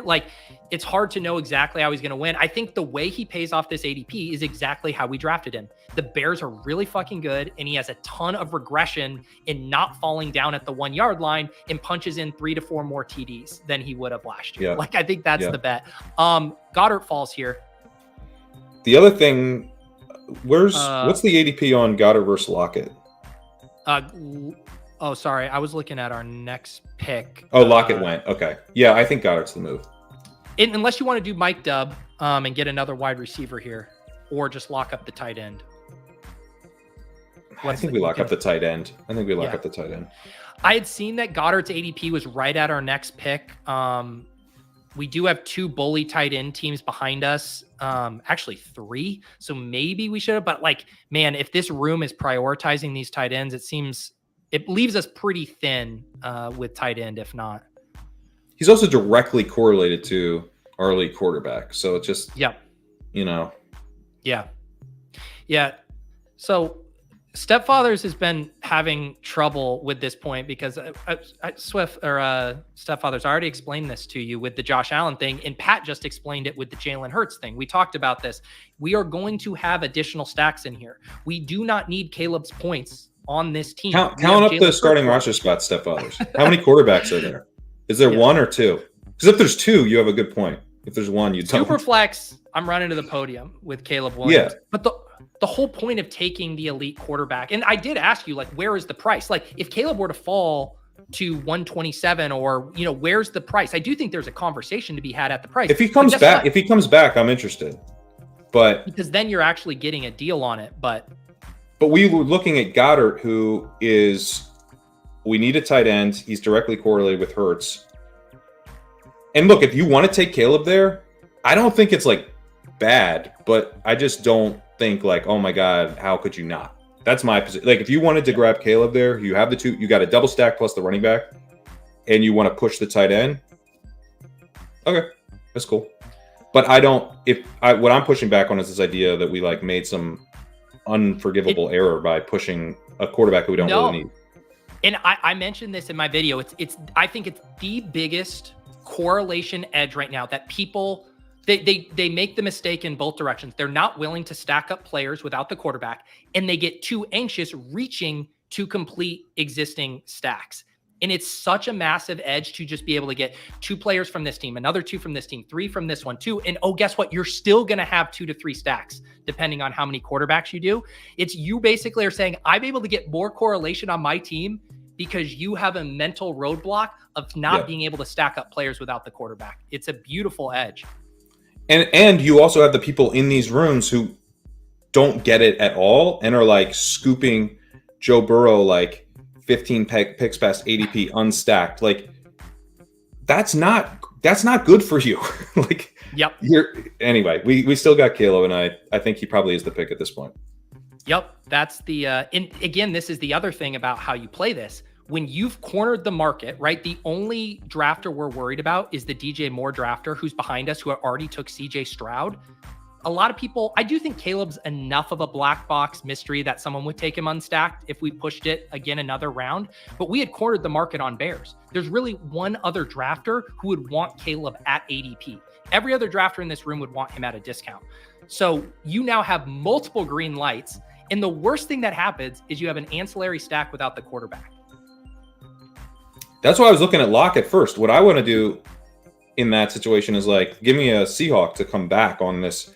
We've made a pretty big bet on the Bears going off in week 17. So that wide receiver bring back when we need a wide receiver 5, to me, is a bigger priority. So I would rank it like, get the correlated tight end when you need a tight end, get the correlated wide receiver 5 on the other side of a game stack when you need that wide receiver 5. And then third, get a quarterback 2 with Jalen Hurts. Because like, odds are you aren't going to need the quarterback 2. Like if Caleb's hitting our lineup week 17, that's maybe great, but like also, what did Devontez do? Because now I'm a little worried, actually. He says the case for Caleb is that maybe he can take Allen to the finals, or you can even Mad Libs this and say he gives you 1 week in the fantasy playoffs that are important. If you're Jalen Hurts or you're Josh Allen, your early quarterback bust. That's the use case of Caleb Williams on this team. You do not want to pay a premium for that use case. And I think people are still struggling with this. Just seems like you reached on Goddard, but got value on Caleb when you could have gotten them both at ADP. One of these pieces was infinitely more important to this team than the other. They're not equal. That's the thing people are having trouble with. They're not equally important. Goddard's a lot more important. We're behind. Jalen Hurts is going off in the final. Yeah. He's going off in the final. So, like, you know, it would be sick if we have the onesie who we need catching touchdowns while he's going off. And, like, that's, you know, powering us to first place. Josh Downs is pretty sweet. What about? I mean, we do have the Jacoby thing, but I just like Jones so much better. But Jacoby correlates with the Saints thing we did. Do you want to do Myers and try to push, or just get Downs? Let's get Downs. So Josh Downs, ADP 135. We take him at 127 there. I don't mind that. No real correlation stuff other than getting him. I mean, Myers is a tricky one. I want to have a little bit of him, but it is like if you are a mega bull on Brock, it does start to make it really hard to click Myers.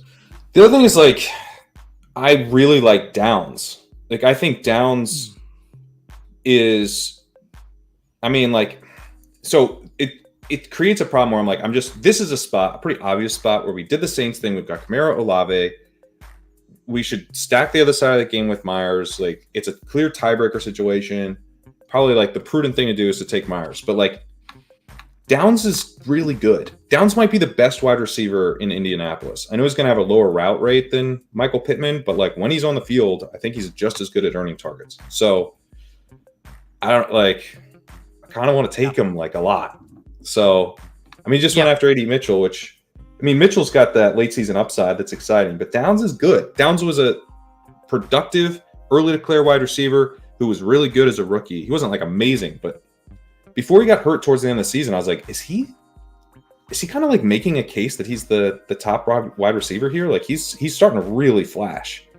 So anyway, I just have a really hard time not clicking Downs. Yeah, I'm with you. I've selected a lot of Downs, and he's another one of those guys.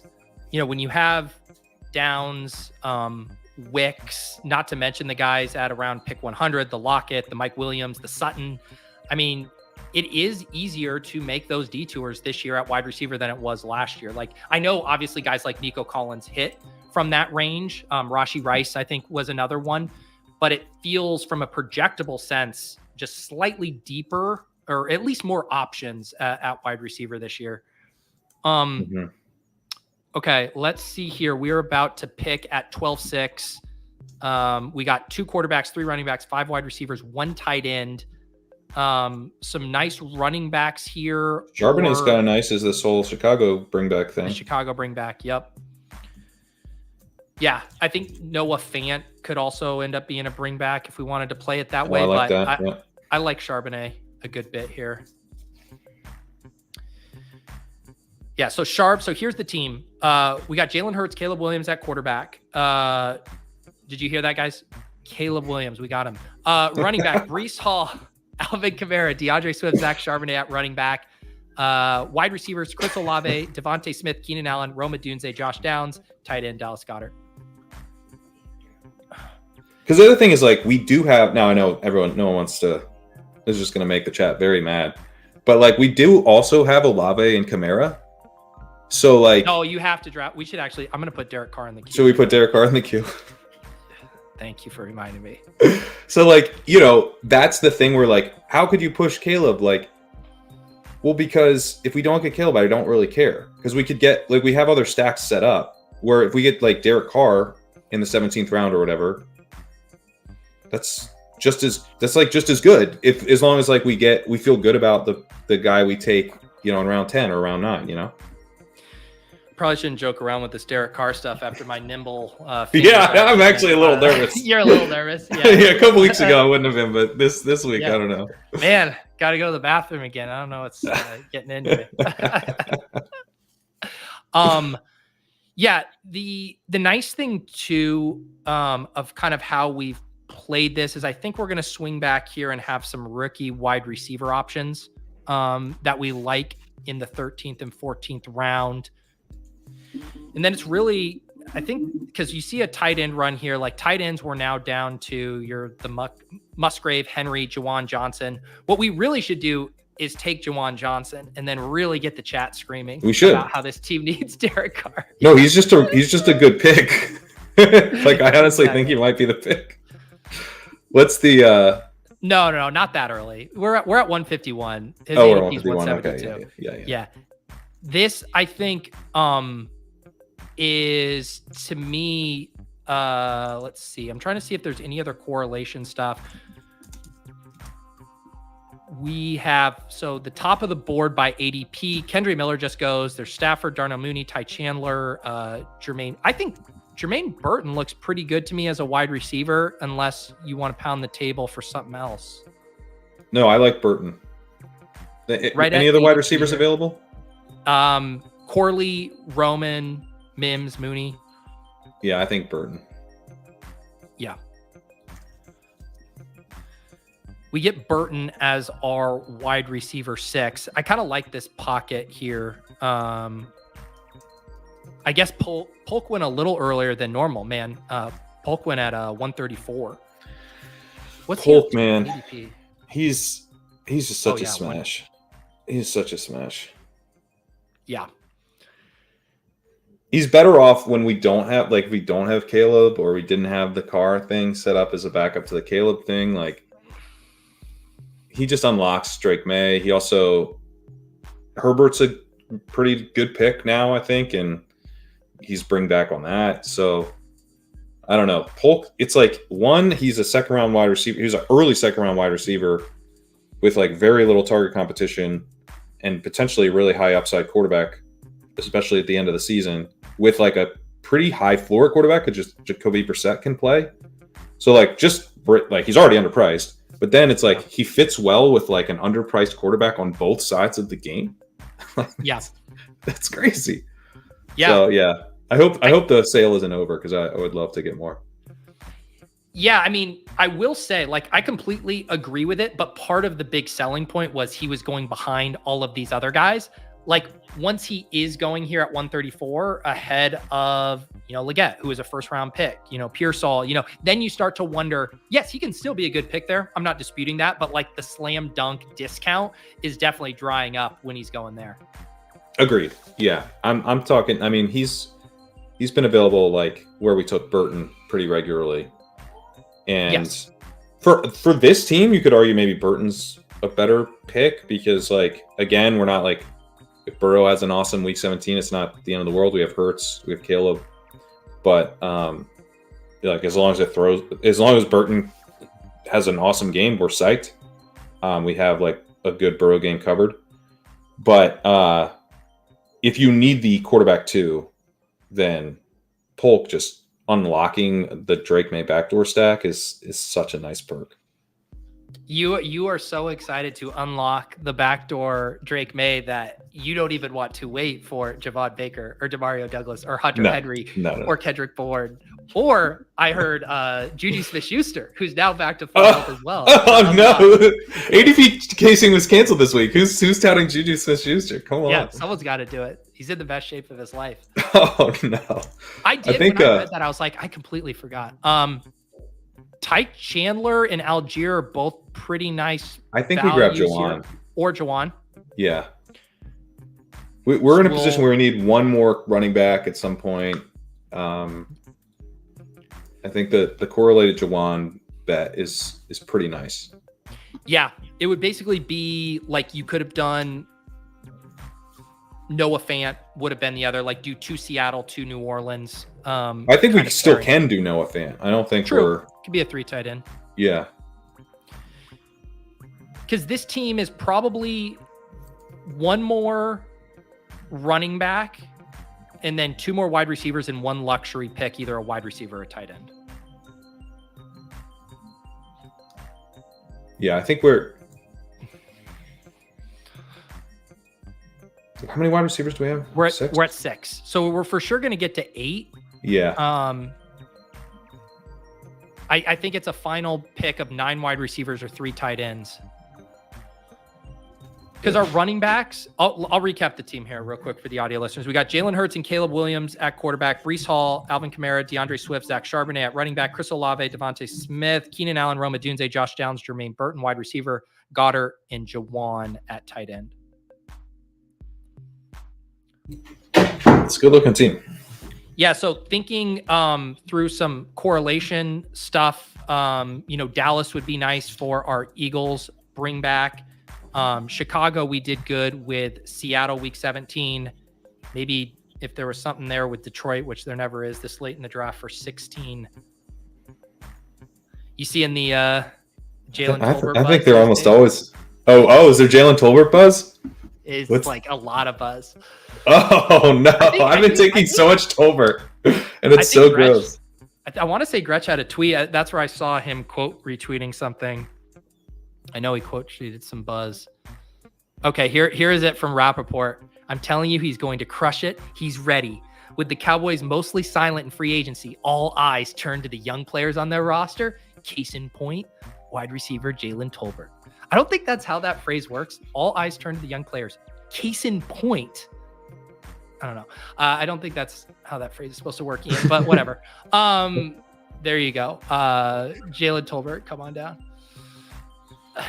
I have taken a lot of Tolbert because he's a starting wide receiver on the Cowboys. I will say, whatever. I'm not going to talk shit about Jalen Tolbert in May, but if someone's going to win the who would it be? Like Donovan Peoples-Jones, like off-season hero who gets steamed up like 5-2 rounds too much. It's like definitely Jalen Tolbert. He's Such a good pull. Archetype for it. Donovan Peoples-Jones is like exactly who he is. Like a not great prospect, took 3 years to start, gets out there and is just like, nope, didn't work. Although, didn't TPJ have a spike week that year? Am I wrong? I think he did. I mean, that's the entire thesis. You're going to get one spike week and you just don't know when it's going to come. Like, and this is the spot where you're like, is a bring back on a Hurts thing? It makes sense. McLaughlin. Yeah. Or you could do the Baker, set up another, or Luke McCaffrey is another one. That's fine. Philly week 16 with McCaffrey. What do you like? I think we want to break ties to receiver here. Yeah. So I would say Baker or McCaffrey. Yeah. Let's just play McCaffrey higher ADP. And I like that. If we're not able to get a Dallas bring back, McCaffrey's nice there. I mean, we just talked about a Dallas bring back. Yeah. Well, we'll see. I mean, I did the thing where I shouldn't talk about the hyped player that we need on our team 2 rounds before we're winning. 3 rounds, hopefully. What else is in this article? No, don't read the article before. Don't do it. I just had a random, I'm pretty sure in my first draft this morning, Baker Mayfield went undrafted. I just had that thought come back to my head. Now I just want to go confirm. Yeah, I'm pretty sure he did. Oh no, Derek Carr's not in the queue, right? While you're exploring old drafts, just to make sure Derek Carr's not in the queue. No, you know what? Sean and I took Derek Carr with our last pick in the draft before, and it like pained Sean so much. He hates Derek Carr. This guy loved Andy Dalton when Andy Dalton was like about to retire, and he can't possibly click on Derek Carr. Well, we had Olave, we had May and McCarthy, and it's like just this team just clearly needs Derek Carr. It's like the only possible pick. And Sean's still like, I gave him an olive branch too. I was like, if you want to take Bo Nix and rock 3 rookies, like I'm game. He's like, no, we need this team to advance. Let's get Derek Carr. When Sean's talking about advance rate, it got a little thin. Yeah, exactly. Well, when you draft Quentin Johnson and Marvin Mims back to back, you got to have a little heart to heart about advance rate.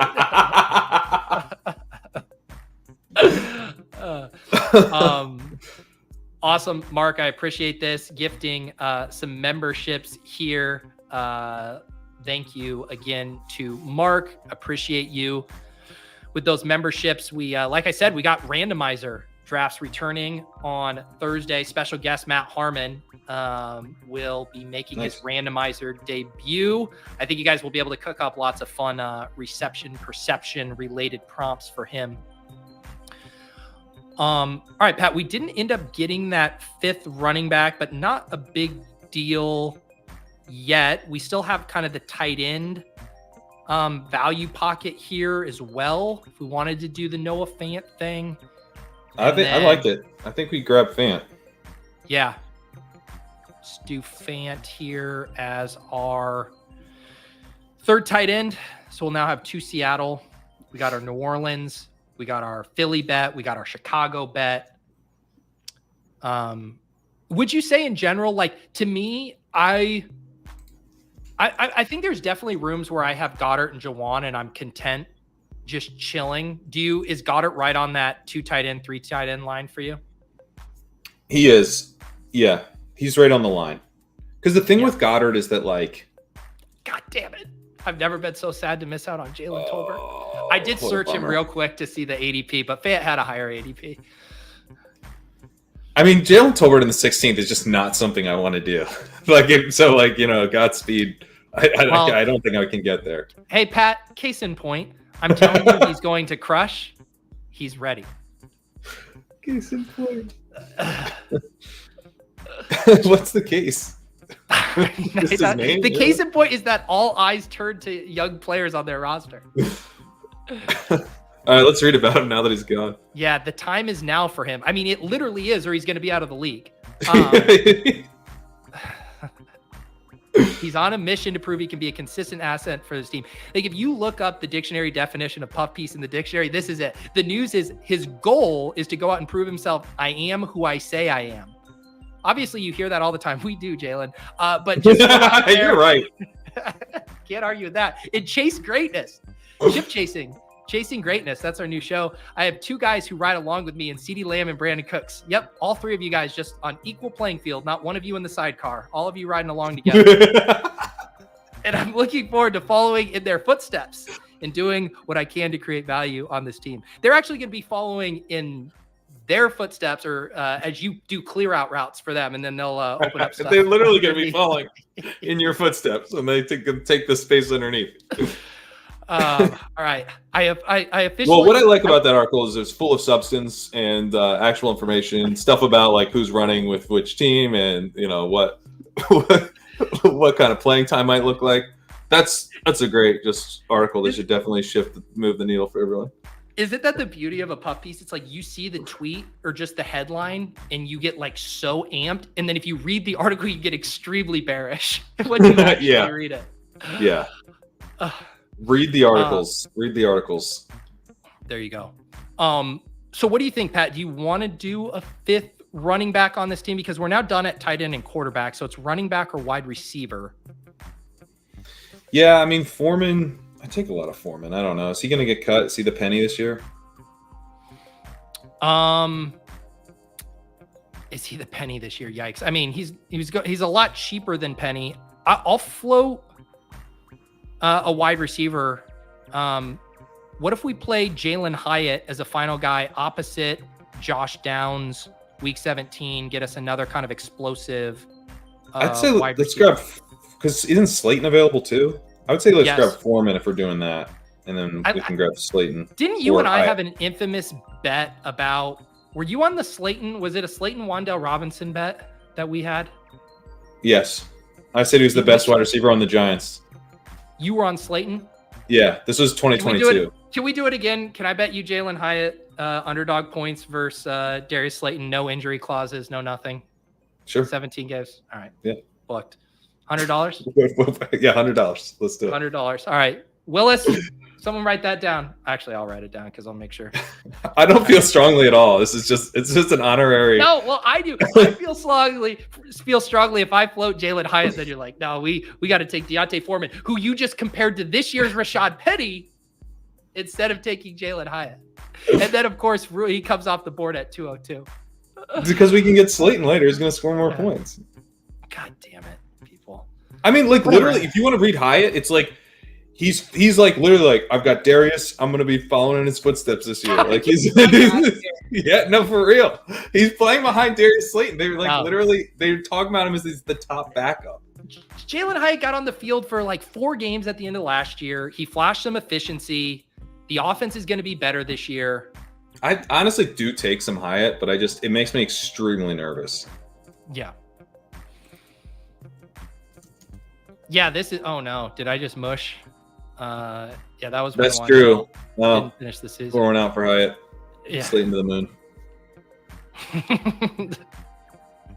This is what happens when you get sniped on Jalen Tolbert. You start having to talk yourself into Darius Slayton. I mean, Darius Slayton is a pretty good pick. Let's see. What does this team need? Oh, they just went. We got sniped on Darius bummer. Slayton. We're down bad. I'm happy to take a guy like Jalen McMillan instead. We could also do a double Pats. Although stacking up the Pats without Drake May, are you into that? Kendrick Bourne and Javon Baker without him? Yeah. Stacking up the Pats makes a ton of sense because they have Jacoby Brissett. So you don't even what's your downside? If people are acting like this team is going to be like the worst team in the history of the NFL, like they have Jacoby Brissett's like way better than Mac Jones. Like, come on. Yeah. Anyway, I probably would take Jalen McMillan though. That's what I was gonna say too. Just get another rookie bet on here. I like McMillan a lot, man. Yeah, he I think he's got a clear path to playing time, right? Like Can you want to be out of slot in 3 wide receiver sets? I can make the argument that like Jalen McMillan's not that different of a bet than Jermaine Burton. Like they're actually a very similar bet. It's just Jermaine Burton has a slightly better quarterback, right? I mean, slightly. Come on, slightly. I mean, for like real life, sure, but I'm talking like fantasy purposes. Yeah, but I I'm saying mean, the draft capital, the position on the depth chart where you're going to be on the field theoretically in 3 wide receiver sets. You have really nice contingent upside if one of the wide receivers ahead of you gets hurt. And like, I don't know, isn't Jalen McMillan a better prospect than Burton? I don't think so. From like so Burton's prospect profile is kind of difficult because like there's like character stuff where Right. he washed out of the Georgia program. He didn't seem like he got great reviews from the Alabama coaches. And so, but like talent wise, I don't think they're that close. Like Burton's kind of seen as this potentially like really good outside deep threat type of guy. Yeah. McMillan, I don't know. He's got his own bull case as well. Some people were pretty high on him. But I think the thing with McMillan that's a little tougher is like he's more of an underneath slot receiver. So he's just like harder to see, in best ball, right? Like it's easy to see Burton gets loose a couple times with Joe Burrow. You feel like you had to have him. McMillan, it's going to be a little more dink and dunk with Baker Mayfield. Yeah, that's kind of how it was with Amon-Ra St. Brown when he came in. Just this dink and dunk stuff. Never going to score 30 points in week 17. Opposite of Rashad That's Penny. true. Now, did he have Mike Evans and Chris Godwin on that team? I can't remember. That was before the Detroit Lions realized they needed to start drafting good skill position players. They were still coasting in the wake of Calvin Johnson. All right, I'm going to recap this team here. We are going to do one more draft. We got the guys from the club, Andy, 8052, and Clay swinging by here in a second. We ended up with a 258. Why am I putting equal signs? 2583 with a Philly build here. Here's the team. Jalen Hurts and Caleb Williams at quarterback. Breece Hall, Alvin Kamara, DeAndre Swift, Zach Charbonnet, Deontay Foreman at running back. Wide receivers, Chris Olave, Devontae Smith, Keenan Allen, Rome Odunze, Josh Downs, Jermaine Burton, Luke McCaffrey, our generations, Amon-Ra St. Brown, Jalen McMillan. And tight ends, Dallas Goedert, Jawan Johnson, Noah Fant. Not pictured Jalen Tolbert. How do you think this team turned out, Pat?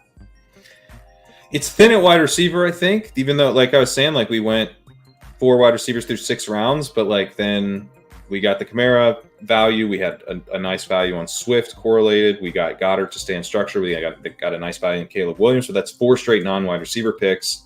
Grab Josh Downs, grab Charbonnet. Now we're to rookie kind of dart throw territory, basically, with Jermaine Burton. We're already outside the top 150. So like, I guess to me, it's like a reminder of like imagine if we didn't take Keenan. Who are we deciding? It was Keenan versus Kincaid. I was floating Kincaid. Yep. Yeah. Like that seems like really close and like probably Kincaid, but it just can get away from you. And this almost got away from us and we went Keenan. So that's, to me, that's like where I feel like nervous about wide receiver. I do like how we played it with Burton, McCaffrey, and McMillan. And I like Downs a lot as a second-year breakout candidate. So I think this team can like be actually plenty strong at receiver and it's set up very well elsewhere. But it's just funny to draft 4 through your first 6 rounds. And then I think the key is, did we hit on any of these wide receivers late? Because if we did, we're in really good shape. Yeah. And I think the other nice thing just about Keenan's archetype too, right, is we ended up drafting a ton of rookies, like a lot of guys that could be zeros early and not giving us much. Like if, or if we did the 2v2 on going Dalton Kincaid, we probably end up taking another rookie wide receiver with the later pick. And then we really worry about our early season production. Yeah, that's true. And like, you can sometimes get a Brian Thomas there or something like that, but I think all those guys were gone. Like Coleman, Thomas, like all that kind of like 7th round rookie wide receiver group I think it was all wiped out. So, remember it was Jameson. Jameson was our 2v2. Or no, that was with Rome, but yeah. And I would say too, like this is a unique running back room. It definitely has a lot of the picks. I mean, I do take a lot of Charbonnet, but like Kamara, Swift do not have a lot of those guys, and certainly not paired together. This room, though, I think from a draft capital standpoint, with where the running back picks were 7, 79, 90, 138, 199, pretty like optimal distribution of spending at running back. I agree. I mean, the Kamara thing, like I'm taking Kamara like a fair amount right now. Yeah. Like kind of a shocking amount of Kamara, who I don't really want to be in on, but like late 7th round Kamara seems pretty workable. Like at that price, you're like, okay, he falls off. All the receivers are gone. It's like literally Kamara versus Jameson Williams, as we discussed. So it's like, okay, like there's no opportunity cost anymore. I've got Brees, so like, if he serves as a bridge to like Zach Charbonnet, who has contingent value back half of the season or whatever, like, or he just stays healthy enough to kind of fill in RB2 scores, like that seems pretty great. That seems pretty awesome at pick 79. Yeah. No, and those are the spots where I want to get in on him. Correlation plus ADP value, then you kind of get the green light there to get the exposure. Pat, let people know what's going on at Legendary Upside. I know I just booked bookmarked Steph Miller's big Dynasty guide article that came out. What else should people be keeping an eye out for? Yeah, check that out. We also updated the Dynasty rankings last night, launched FFPC rankings last week. Have Drico helping out on crafting those they're like built off the same rankings that we have, but they're specifically tailored to FFPC, which is, as pretty different in terms of the tight end premium scoring, but also just like the landscape is pretty different over there. So he's actually been in the streets, won that tournament a couple years ago, and so knows how to play that extremely well.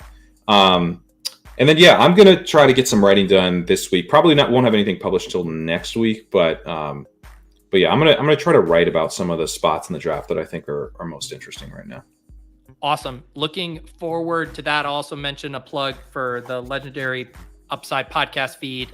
Pat had a very fun podcast with Jacob Sanderson over the weekend, has had some really good shows with Eric Bimefor as well. Recommend checking those out if you need more best ball in the weeds game theory discussion. Pat, we will see you next Monday on Best Ball Breakfast. Later. All right, peace. We now have coming to the stage, it is Andy and Clay, my brothers from the club. We always do the club on Tuesday, so this was perfect with Best Ball Breakfast flexing to Tuesday here. How are you guys doing? I'm good. Enjoyed a nice long weekend.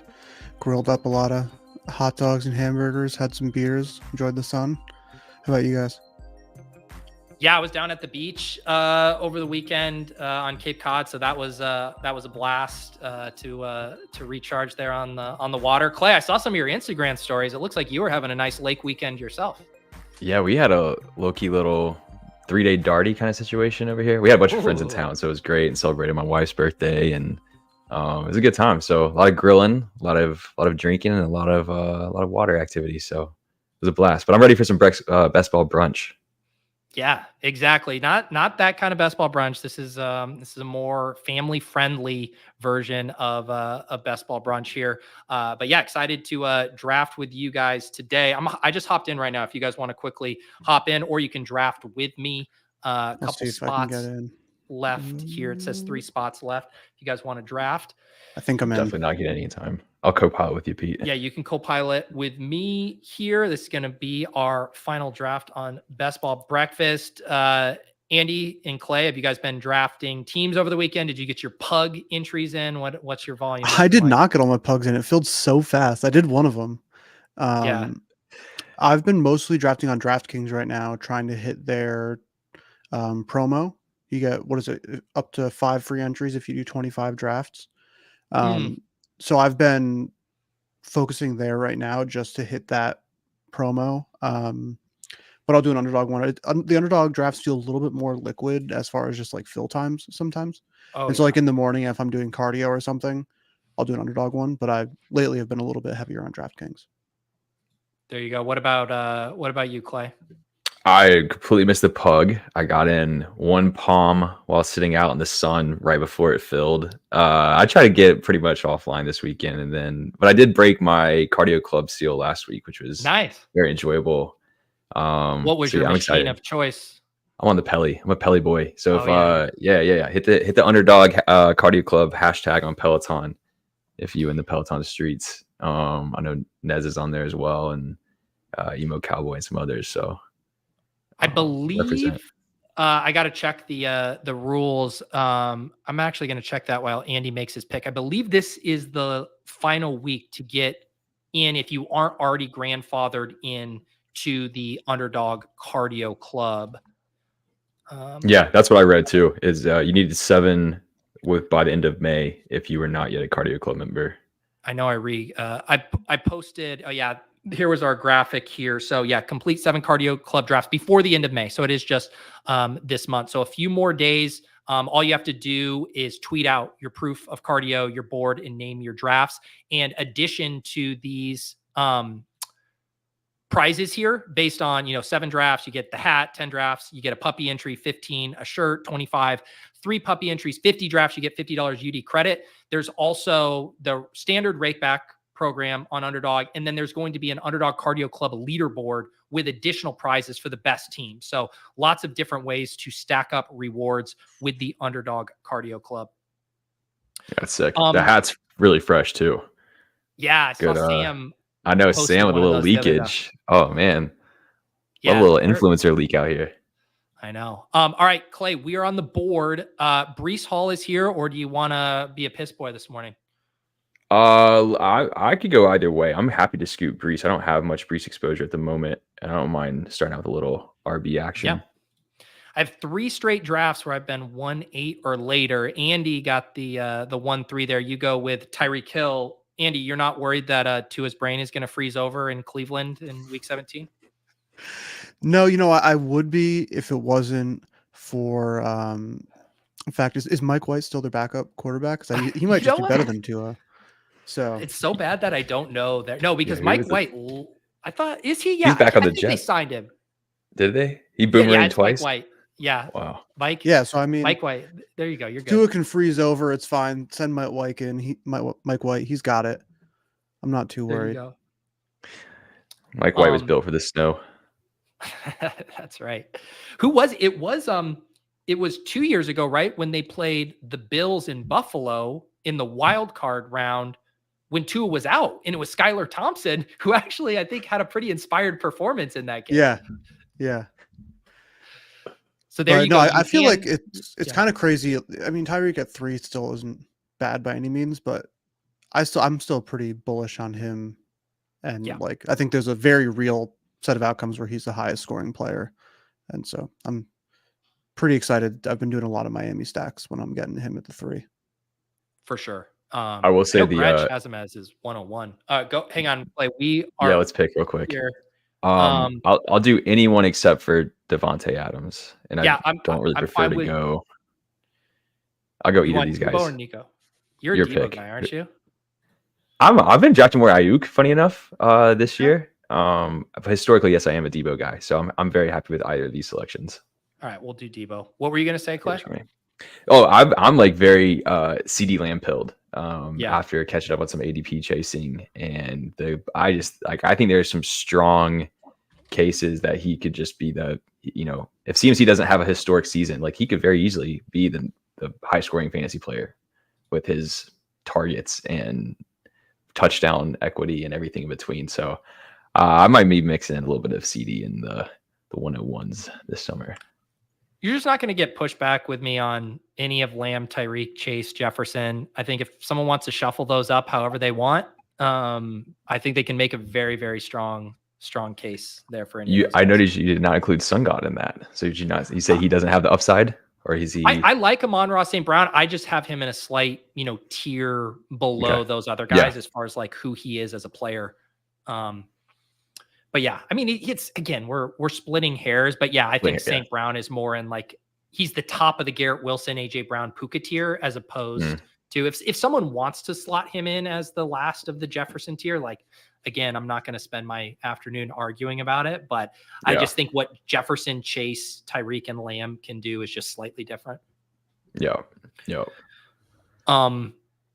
Let's see, Andy, you go with Devonta Adams. That was the one pick Clay said he didn't want, and you said, give me that. Yeah, I have very little Adams for the most part. I do have like I'm probably taking Nico over him. Ayuk if he slips. And then it's also, again, I've been doing a lot of DraftKings. On DraftKings, it's a bit different. I feel like he's a little bit higher on DraftKings than on Underdog.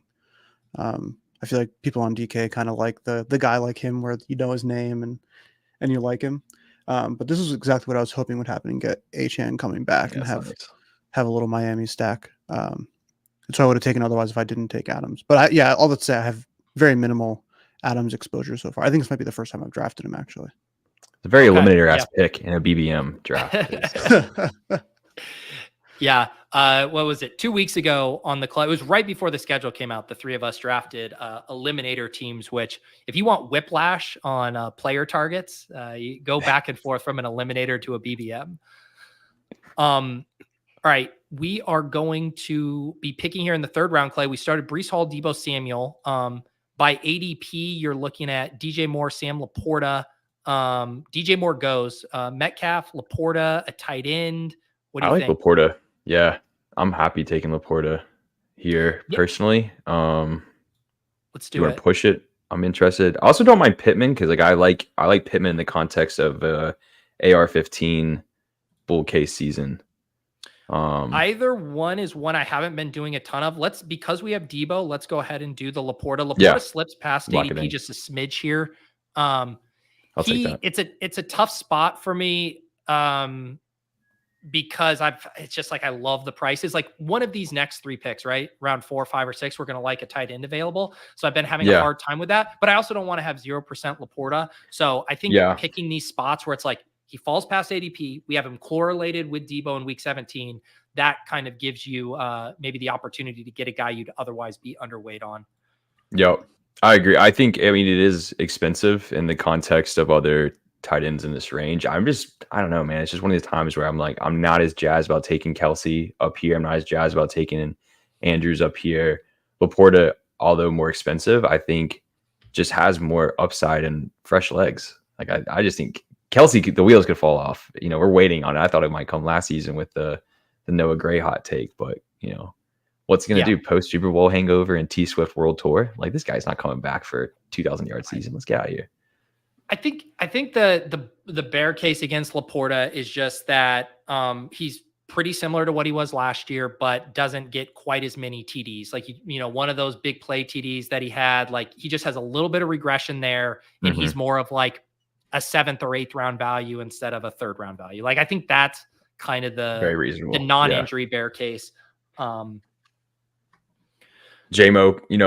hits this high outcome that we'd like to see in the good coach speak. Like you could both definitely poke holes in Laporta. Yep. The other thing that can make it a little tricky here is there is kind of a bit of a wide receiver tier gap. And like now we're seeing guys like Zay and Tank and T really getting pushed up. So you do look, I mean, you look at the board right here. It's brutal. It's brutal. So that's the only other reason of playing the 2v2. So then the question is, Clay, so now do you go ahead? No, yeah. I mean, Pickens is like already a tough click for me as is. Do we grab another piece here? What do you want to do? I kind of like Allen and let's just lean into the correlation. That's week 17 against the Jets. It gives us a lot of optionality. We can like late stack him up. And then now it's just like, I think we try to pound receiver and scoop value. Okay, so Clay, I don't know if you were up in time when I did my first draft, but this is very similar to my start Yeah, it is. this morning. Oh, I know I did. I missed the first draft. I tuned in for some Siegele and a little bit of Pat around calls and stuff, but I did miss the first draft this morning. So my first draft was also a rainbow flop. Puka, Gibbs, Kelce, Allen. And so That's this one, funny. another rainbow Okay. here. So different pieces around Josh Allen, but it got a little sweaty, Clay. We're going to have to get creative here. Yeah. We're gonna do this. All right. I'm ready. Yeah. I'm ready to behold it to good structure and scoop value. We're gonna get pissed all over. This is a golden shower room for sure, but Yes. I'm ready for it. Yeah. It's crazy though how these rooms go, because they're also different in a way. It was the one draft with Shawn where we saw the tight end run here. Right here we see the quarterback run. Quarterback run. Mahomes went in the 60s in one of my drafts, and then he goes 40 here. What are you going to do here, Andy, at pick 46? Yeah, I'm debating between just taking my highest ranked player in McBride or taking Christian Kirk. And trying to get ahead of this wide receiver avalanche. And I actually think I'm going to take Kirk. Yeah. Because I see these two guys coming up next to me. We got this guy who's already pissing yellow. And I just have to assume that Shitsky's taking 2 wide receivers here. Otherwise, he's going to be in a bad way as well. And so...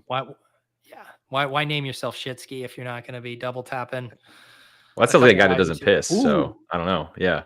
He goes Stroud, but Trey McBride went right after. I don't think either of both of those guys were going to come back to you. I think you had to pick which one you wanted. Yeah, and I definitely have been taking a lot of Christian Kirk. I'm all in on that bandwagon of him, and kind of encountered that. I think actually 0 ETN. I don't think like ETN. I don't think I've clicked a single time. Would you click him here? I'm considering it, but currently my probably biggest stand in best ball so far is that I really, really, really like Anthony Richardson. And I think that, I think he's just like one round mispriced, and he should be going with Lamar and all those guys. And so I just really like taking him, but I actually do think I'm going to go ETN here and try to go for a little bit of it sets me up. I like the idea of right in the 100s, getting to that turn. I can grab Tua and Trevor and just kind of have that be my 2 quarterback build. And so, we'll see. Yeah, that is a fun one too. When you get the wide receiver 1 and the running back 1 on the team, and then on top of that, those 2 quarterbacks you just mentioned typically are falling a decent bit. Yeah, and I kind of I think both of them are getting a little bit undervalued as far as just like that mid range of quarterbacks goes. And I think there's a chance that, especially Trevor Lawrence, he could have one of his stronger seasons yet, just as he continues to get more comfortable in the league. And I don't know, the second half of the year last year was so weird. Yeah. And Brian Thomas Jr. is about to be a 3rd round pick after that video this morning. So Clay, I think I will pound the table here for Jaden Reed. I think we just can't afford the James Cook Fugazi value. I agree. Reed's a fun one. I do like. I do feel like Allen Brees is a really fun combo that I don't know how many people are going to lean into. I'm excited. If we can play the rest of this draft right, it's a fun start that I don't think many people are going to lean into. Yeah, we'll be completely fine if we just keep hammering some of these wide receivers here. Being able to get Reed kind of right at ADP. This room isn't quite as avalanche-y as we got a little before. Nice little break there. We didn't even comment on my guy Shitsky with the Marquise Brown. That's the courtside bump right there. Did you see that? Yeah, I did see that. Yeah. Is there any other explanation for that pick other than the courtside bump?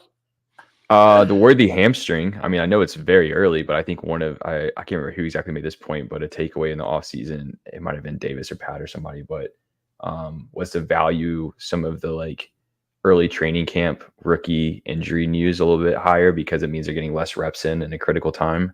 And even though they have a lot of time to recover, it's just time they're not getting to spend with the offense or getting any kind of off-season work in. So I don't know. We'll see how bad that hamstring is, but hammies are a little tilting for a speed guy. If I was Xavier Worthy and I had time to be like a comedian, I it would be so hilarious if he bought a ticket to that Mavs game, just like in the nosebleed seats. And it's like all those guys down there, then they like pay it all the way up, and he's just sitting by himself. He also has like a big cast on his leg. It's like, well, now Xavier Worthy's going in the Comes in a round. wheelchair. Just outside the arena. Yeah, exactly. All right, Clay, we're about to pick here at 6'5". Do we do the Keon Coleman thing? Yeah, I missed a little bit of what Pat said earlier, but my takeaway is that if we shouldn't be afraid to draft him a little higher than feels comfortable correlated with Allen. Yeah. And and I want to give it a try on this team. We take Keon Coleman a little bit ahead of 5 ADP, picks. but I think Pat's point is like looking at this 2v2, right? So if we had gone, let's say like DK Metcalf, so we go Laporta, Keon Coleman, we could have done DK Metcalf, Kyle Pitts, right? Mm-hmm. So we're saying we need Keon Coleman to be that breakout smash with Josh Allen and basically kind of like win that 2v2. Which I don't think it's the most likely thing that it wins that 2v2, but like on this version of this team, like we absolutely need that 2v2 to win out. So I'm willing to give it a stab here so I don't have to take fucking Khalil Shakur again. I mean, maybe we still do that, but yeah. We'll see. I'm cool with that. I mean, I'm not taking Coleman really at all on teams that don't have Allen at that price point. I think there's a lot of risk associated, but I like it correlated. Yeah, and I understand Pat's point too of like if Josh Allen is a smash, if he pays off that cost. I think it's a little dicier with Allen because he could have a year similar to like what Mahomes did or whatever, where like he gets there, but it doesn't have anything to do with Keon Coleman. Yeah, I think Kincaid could low-key be undervalued, like when you look at that offense. Yeah. So Andy grabbed another Jag. I like that. Brian Thomas at 70. Duval. There, that feels good.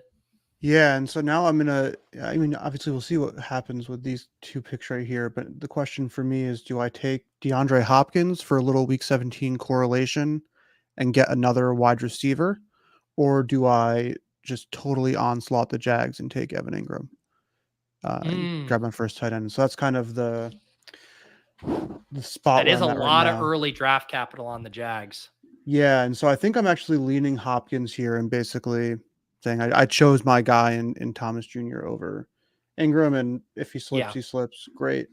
And I also I'm comfortable taking like Njoku later for a week 17 with Miami. I'm happy to punt tight end in this range. I'm generally skipping over the tight ends in this area, where if I'm not taking one of those first 5 tight ends or so, I'm pretty comfortable to just punt till the end. Yep. Yeah, one spot wild card stacked up CJ Stroud with Diggs, but then took unstacked Joe Burrow, which is pretty spicy there. Yeah, I agree with Billy too. That Levis is a nice if you miss out on quarterback. All right, let's see what Sue Edwards does here. Clay, I would be down for Rashi or JS in here. I think we should stay wide receiver.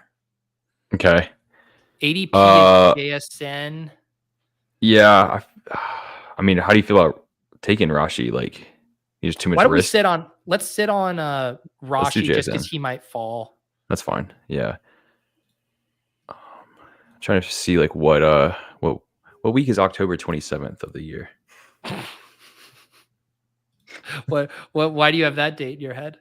That's when the Bills play the Seahawks, so we get a little, I don't know, week 11 correlation or something. look at this. Clay's always this isn't weekly winners, Clay. Yeah. Hey, look, man, trying to win every week out here. Clay, please send a calendar reminder, and I want you to text me on that date and be like, we got a little nice correlation on that team we drafted on May 28th. Done. So that is week 8. Clay, week 8 is all that matters. Okay, week 8. We have a 1-1-4-1 build. So we had the Josh Allen, Breece Hall, Laporta, our elite onesies, and then we've gone Debo, Jaden Reed, Keon Coleman, and JSN here. So I think if we stay on track, Clay, we can pull this off. We pull it off. We can. I was kind of hoping... Bowers goes to my guy JGFC at 86. It has been a day of early Brock Bowers clicks on the stream. He heard Siegele. did. I was going to be goes. I open, know. Clay, if Watson Me fell too. back, Stack up some Packers. but Yeah. that'll still be in the cards for us even without him. Yo, I was hoping Aaron Jones came back too, just for a little correlation on that front. I mean, I'd take JMO in a heartbeat here. Why don't we do JMO because It's Georgia short exposure. yeah, I just had like a little bit of sticker shock. I haven't drafted in like 5 or 6 days. And I mean, his ADP is up. Like, wasn't he at pick 100 like a week and a half ago? Now he's at 89. Yeah, he might have been. I don't know, man. I don't feel like Campbell like fucks around with his like off. He was very critical of him in the past, and he is glowing That's true. about him this offseason. So Coach Speak Index, shout out, but high grading on Campbell. In general, I think I would have maybe balked there, but with the Laporta piece, it's like Laporta already sent us down this direction of like needing to catch up at wide receiver. And then we're making this bet on the Lions. So in this context, I'm good with it. Yeah, I think it works there. And I mean, again, more correlation to the Debo pick as well. So it's like True. Now we have 2 pieces in that game that we hope. And even more fun, I didn't even quite realize, and I think this is honestly going to probably contribute to them being pricier as the offseason goes on. But that's the Monday night hammer of week 17, as I'm sure you already well know, with the Lions and 49ers. That's the funny thing about that equity. Cleveland Miami game is I'm pretty sure that's the Sunday night game this year. It's not the short It week is. Thursday game. The Sunday night hammer is a little more attractive than the short week Thursday. It is the yep. And we get the Christmas games, which is kind of funny. So we have like week 17 means we get the 2 Christmas Day games. There's one December 26th game, which is, I guess, the Black Friday game. Yeah. Right? Yeah. And then Sunday action, Sunday night action, Monday action. That's going to be a funky week, but I'm here for it. Andy getting some more wide receivers here. You went Brian Thomas, then Hopkins there with that bring back, and then Cortland Sutton here as well. Yeah, I'm now in like that somewhat awkward area of if I push both of the quarterbacks I want, I'll basically be hoping to draft them directly at ADP. And so trying to make the educated guess as to whether or not I kind of reach a bit to lock in a stack. But I'm, if anything, a risk taker. And so, well, and literally every single player you've drafted, their quarterback's still on the board. So like you have a ton. That's the nice thing is since I have these week 17 correlations already set up, the worst case scenario is I end up just pivoting to the other quarterback who goes later in both scenarios. And so it's like what I'm probably going to do here. I don't really want to take David Njoku. I'm thinking about it. Yeah. You get the correlation there, week 17 and tight end need. Yeah. Because the other option is like, all right, do I take Tony Pollard and just like really hammer a Tennessee Jacksonville week 17 game? That doesn't sound very exciting to me. But it doesn't sound bad. Yeah. But I could also push it back and try to go Tyjae Spears. I'll go Njoku. I don't take him very often. There you go. Pete, here's some more good news for you. Yeah, hit me. Week 15, guess who the Buffalo Bills play? Tell me. The Detroit Lions. Oh, baby. How do we win that week 15 pod? Curtis Samuel goes. That would have been kind of nice if he came all the way back. But I think we're going to be in a nice running back range here, Clay, to grab our running back too. Yeah, I'm into it. I am actually. I think Curtis Samuel is really intriguing because of the Joe Brady connection from Carolina overlap, and then coming to the Bills and being featured more. Who do you like here, running back? I like Benson, but I'm open to any of these top 3 guys. Let's go Benson. I don't have a strong take. I think there's a lot of holes to be poked in all these situations right now, to be honest. Yeah, I kind of just break ties. In general to the rookies in this range. And then, the whole thought, it's like, man, we got Brees, like he's going to be our anchor. Let's take some big upside cuts here. Yep. I would have been fine with Pollard at 104. That's a pretty nice ADP value there. Yep. But he goes. Javonte and Brian Snap go right after us, which I guess is to be expected. But this is the nice thing about like when you do stay on track and like we catch up on wide receiver, it allows us to then get back into the value pockets of the draft. We weren't having to catch up and reach, 20 picks ahead of ADP for a wide receiver. We're able to just grab our running back here at value, which is nice. Yeah, I think we handled that about as well as you could. And that's what I understand. So it's nice. Yeah, I feel like this wide receiver room is way better than your first Yeah, draft. we got lucky. Yeah, for sure. That's required. A little bit of luck there. Now we have an interesting decision, I think. Yeah. Oh, yeah, because we have a couple, depending on what happens here. Yeah, because I think you can make a case for a running back, Dobbs or Shakir on this team. Yeah, agreed. Or, yeah, I wouldn't. Never mind. No, we got Allen, so we don't need to entertain Purdy. That's too rich. Yeah, I think because, we have Geno available later. We have Jared Goff available later. You could try to push Goff an extra round or something, see if you can get him for some ADP value. I think Goff's a great fucking second QB. I've been unfortunately taking him as my QB1 on many more rosters than I would like to when I'm pushing it. Shakir and Dobbs go. I was going to say we just take Shakir if he's there, but that's not the end of the world. I would be Singletary, Spears, or Brown, one of these running backs here. What do you like? Do you have an order of preference there? I have not. Singletary is a clear RB1. It's gross. It's fucking disgusting. It is against my brand kind of pick, but he is the RB1. I don't know if he has the upside. Do we like Spears because we didn't take Pollard and he has more upside as a younger guy? I kind of lean that actually with Brees being our hero pick. I didn't get it in switched in time. All good. I'm completely fine with Singletary. He's a guy I do not want to completely pass over. And I think he's a good yin and yang with kind of Trey Benson. Like if we could play this as Brees Hall our RB1 all year, Singletary gives us 6-7 weeks at the beginning, and then Trey Benson like hammers it home for us. Like let's do it. Sold. Yeah, I love that story. Yeah, you can always tell a story.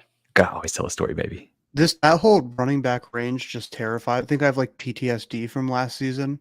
Yeah. Where I was drafting like Rashad Penny and Tank Bigsby and all these guys in that area, and they all just burned me. But like on paper, I really like that whole little bucket of Spears and Chase Brown, and even down to like Blake Corum, Singletary. While he is disgusting, like he's going to get the carries. Brian Robinson. It's a tough area. Yeah.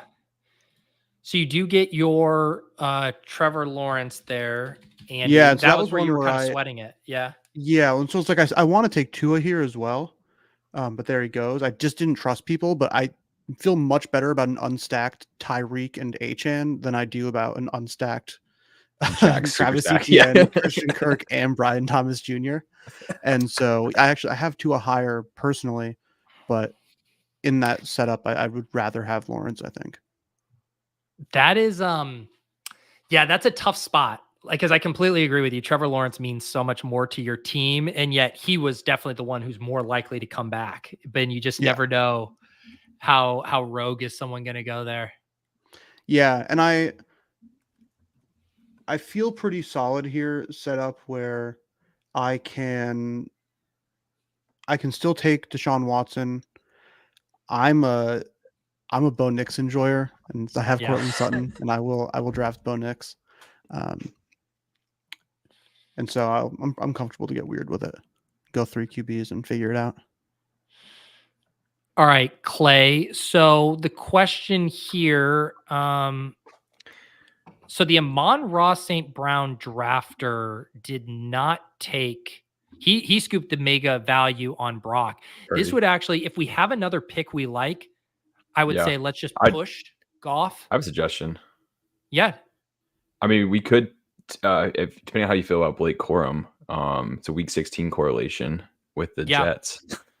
Just we're reaching for correlation a little bit, but it kind of plays into our thesis of like an upside swing that complements Brees at that stage of the season. For it by ADP.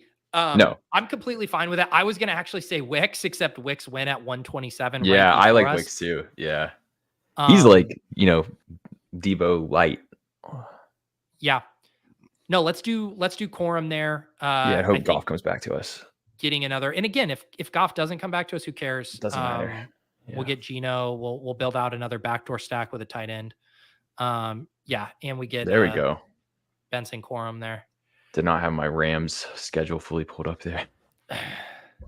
Yeah, I do have the overlay here. the brick draft caddy, draftcaddy.com with the week 15, 16, 17 matchups on screen.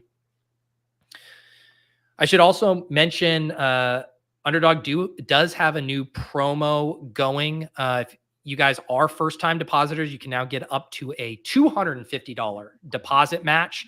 So if you put in $500, you'll have your account topped off with an extra $250. You can use promo code Pete to unlock that. I know the large majority of you are already on Underdog, but if not, take advantage of that. And they'll also toss you a pick'em special in your account as well when you sign up, and you can join us in these Underdog streets.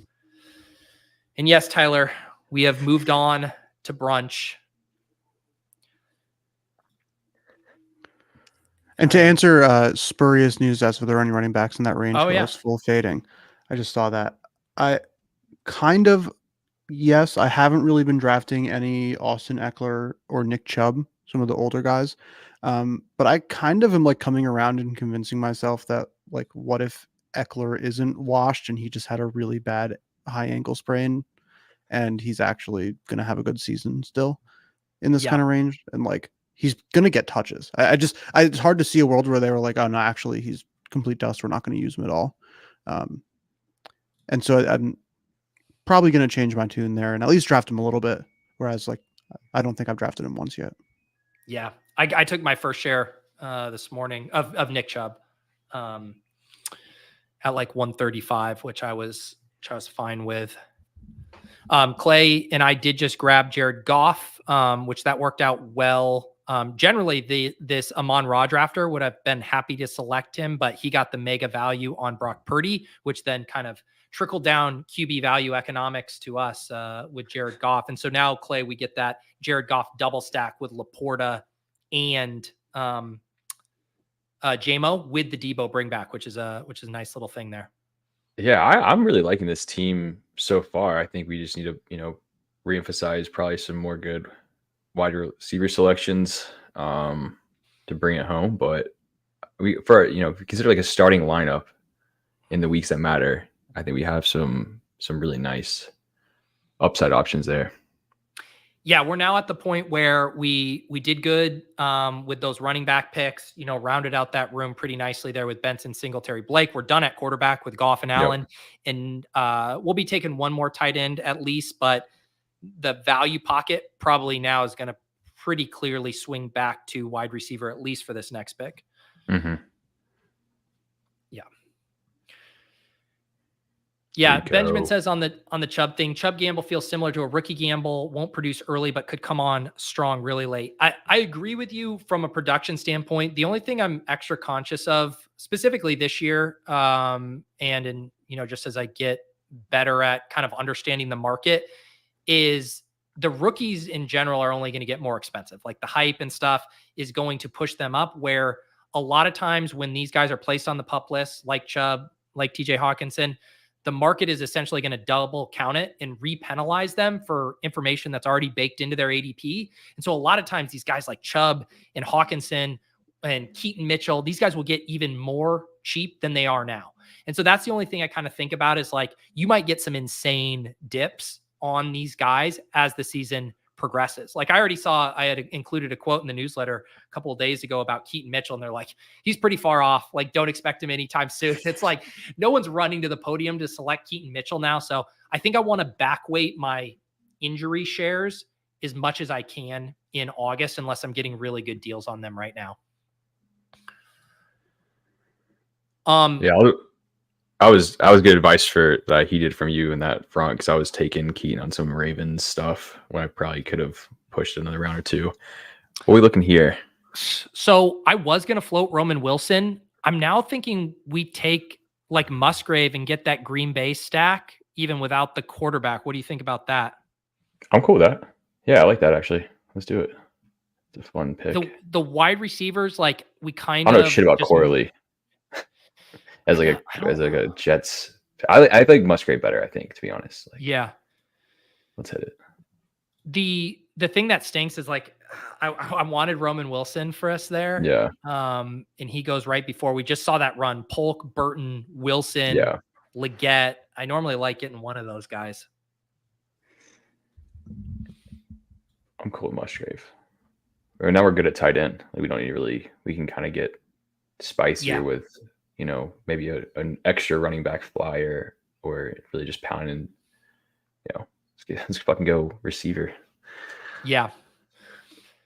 Yeah, because I don't mind, I'm never super enthused about Musgrave just because Kraft is always there late, but it's one of those spots where I want to keep just building out these stacks.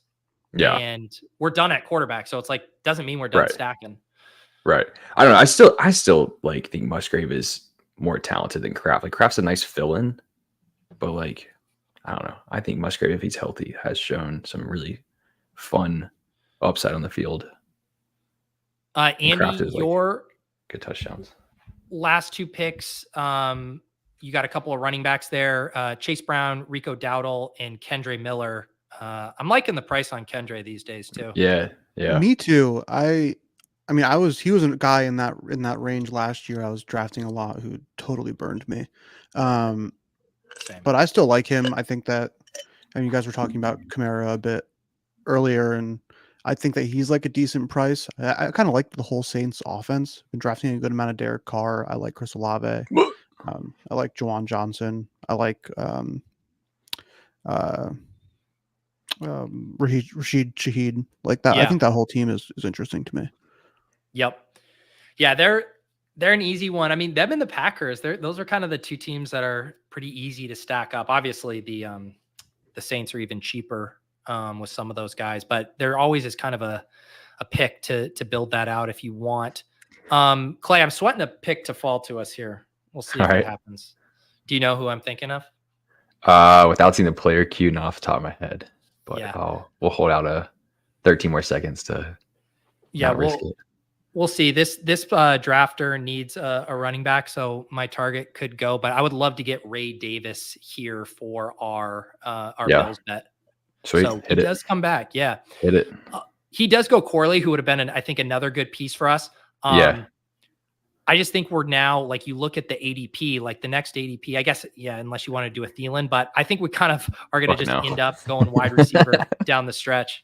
Yeah, there's honestly quite a few guys that don't even go in route 18 often enough where I think it's kind of fun to double up because that's going to be pretty unique.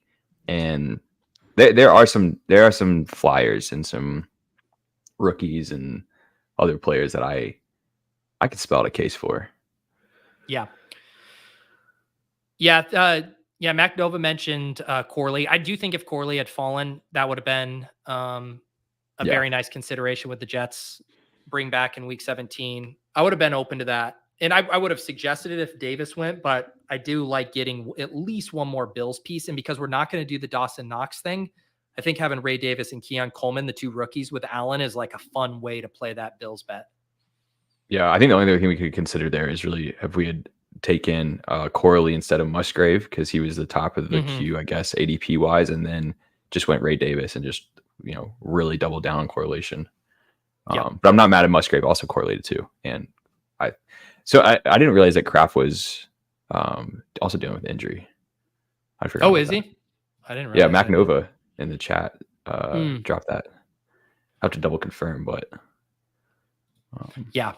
I think it's again, those spots come up a decent bit. I had mentioned it with Shawn, right? Where it's you do want to play stuff through the cheaper pieces, but a lot of times there are going to be spots where the better piece is the slightly more expensive piece. And when you're looking at the opportunity costs, pick 152, I mean, that's almost the exact line where ADP ceases to matter as far as being able to project fantasy points. Yeah. So it's Kraft is a nice backdoor stack option, but it doesn't mean that torn pec. He's out till training camp. Well, okay. Yeah. All right. Then that's wheels up on Musgrave. I'm surprised Musgrave hasn't been moving up. Same. I mean, this was out 7 days ago, so I got buried in I did not catch that blurb update. That's a good call.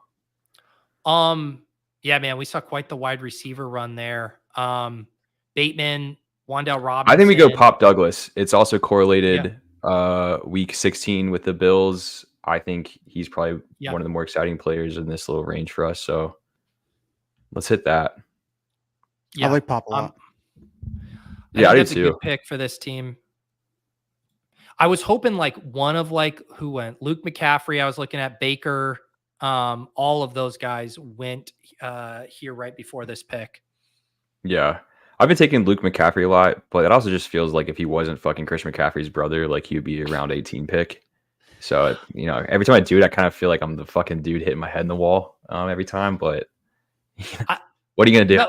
The only reason I push back on that is like the underdog market is very, what's the word I'm looking for? Like receptive or prioritizing draft capital. And like McCaffrey went in the 3rd round. And so if it was like the Brendan Rice situation or whatever, where it's like the guy who just has the name but didn't get the draft capital, I think you'd be ignored. But it's the combination, and it's like it's a clean spot, man. Like Curtis Samuel really there, like no one in the slot. I guess I'm trying to say I don't think Luke McCaffrey's overvalued.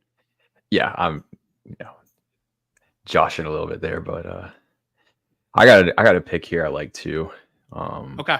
We need back around to throw it out. So yeah, here's our team. We'll recap our team and Andy's team before the 16th round.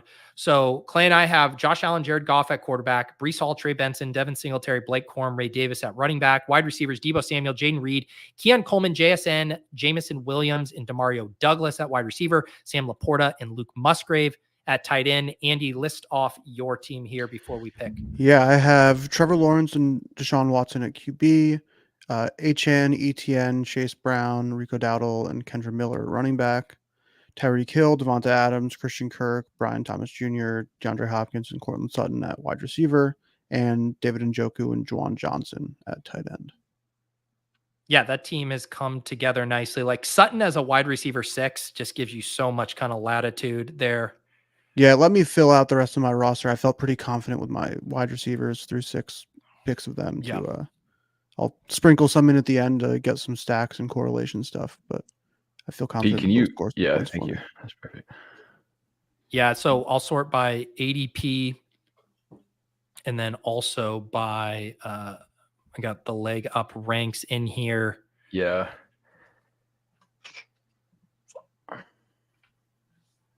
Who do you like, Clay? We're on the clock. Yeah, I mean, by ADP, it looks a little bit better than by your ranks, but I am really big on Tez Walker. That is my homer pick in 2024. The mention of Josh Downs earlier being expensive Pop Douglas. I mean, Tez Walker is a better prospect coming out of college than Josh Downs was, and I think Josh Downs has a really exciting future. So I think it's a little maybe could push him to round 17, but I think he also could get taken between now and then, and it's a fun late season upside pick in my opinion. Yeah, zero pushback for me on that one. I clicked it. I want to get in general like some little rookie upside late, right? We got boxed out on Baker, on McCaffrey. We missed out on the Roman Wilson tier. So then you kind of get down to the Devontez Walker, Jalen McMillan.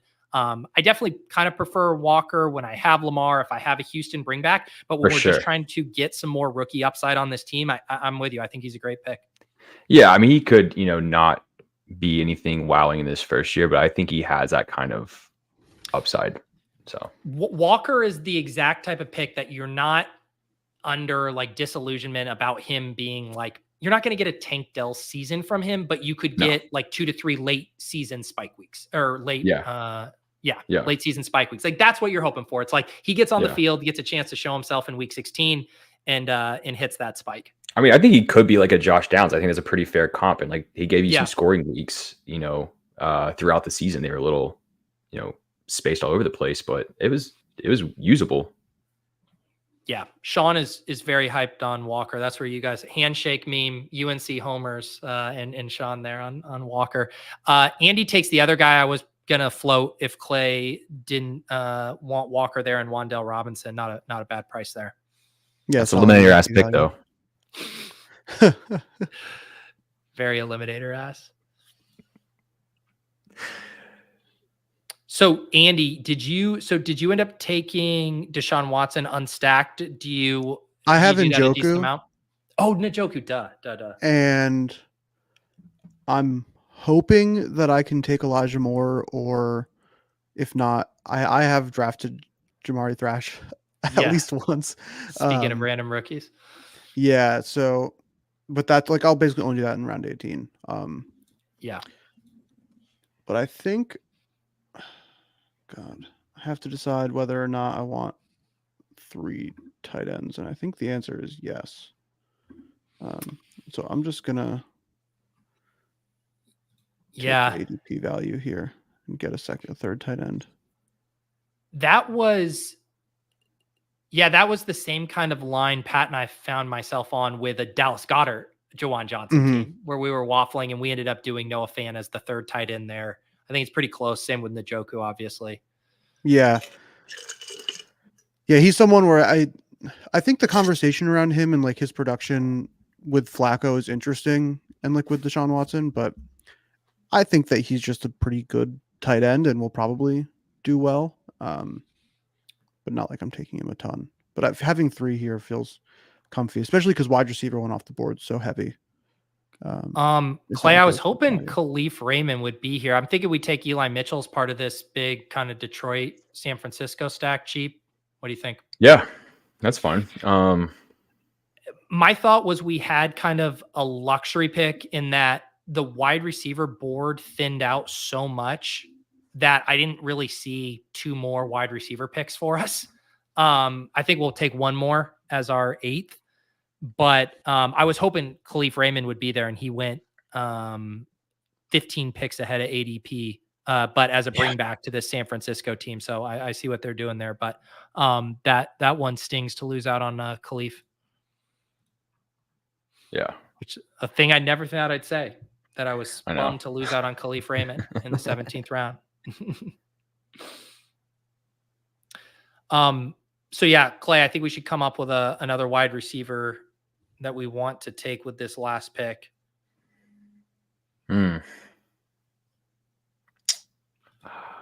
So let's look at some of our other week 16. So Detroit plays Chicago in week 16. I don't think there's really anything there wide receiver wise.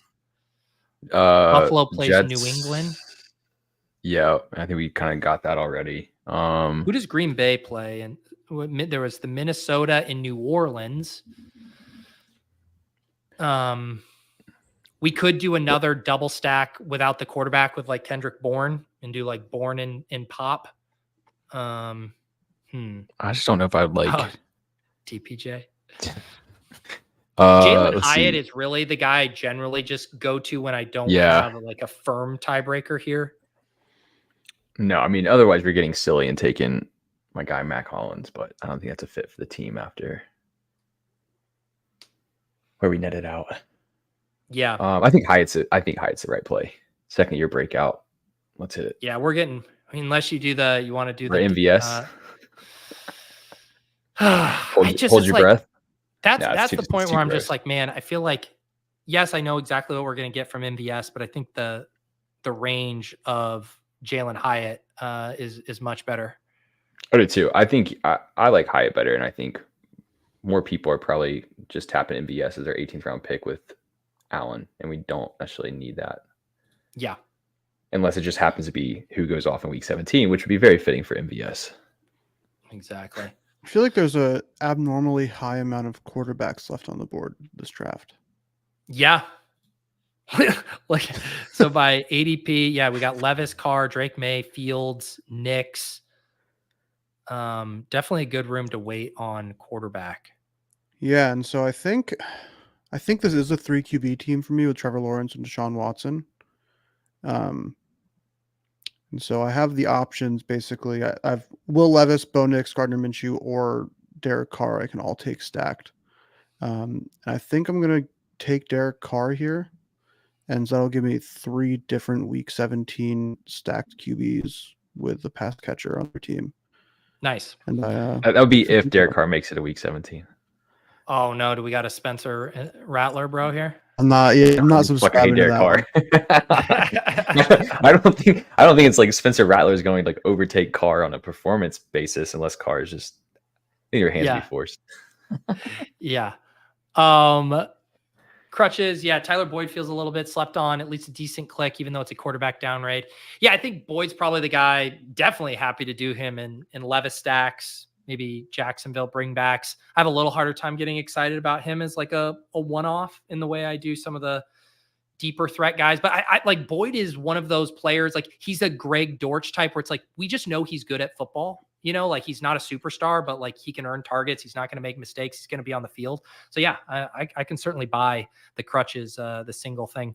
And especially too, like it's just so convenient if you get boxed out to do the whole Will Levis, Chig, Tyler Boyd in like the last 3 rounds basically, and you can do that pretty consistently. Yes. Levis video better than Best Ball Breakfast. I did hear some rumblings about a potential Will Levis sex tape. Are either of you up to date on that? We are at the end of Best Ball Brunch now, so I think it's safe to talk about it. I'm not. Yeah, me, Clay. I sadly am. Yeah, the Twitter algorithm got my ass. So you would know. If it had to be one of the 3 of us, it would be Clay. You watched it, Clay?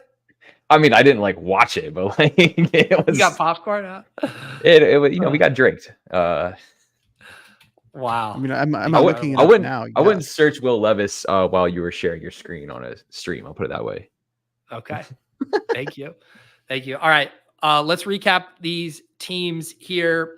Clay and I, we started with the Rainbow Flop, the Breece Hall, Deebo Samuel, Sam Laporta, Josh Allen. The we are going to beat you with alphas at the onesie strat. And rounded out Josh Allen, Jared Goff at quarterback, running back Breece Hall, Trey Benson, Devin Singletary, Blake Corum, Ray Davis, Eli Mitchell, wide receivers Deebo Samuel, Jaden Reed, Keon Coleman, JSN, Jamison Williams, Demario Douglas, Devontez Walker, and Jalin Hyatt, tight end Sam Laporta and Luke Musgrave. I think, Clay, this entire team comes down to this Keon Coleman, JSN, Jamison Williams trio. Like, we're going to need like a couple smashes from those 3 guys, like 2 out of 3 smashes, and then this team cooks. If not, the entire facade comes crumbling down.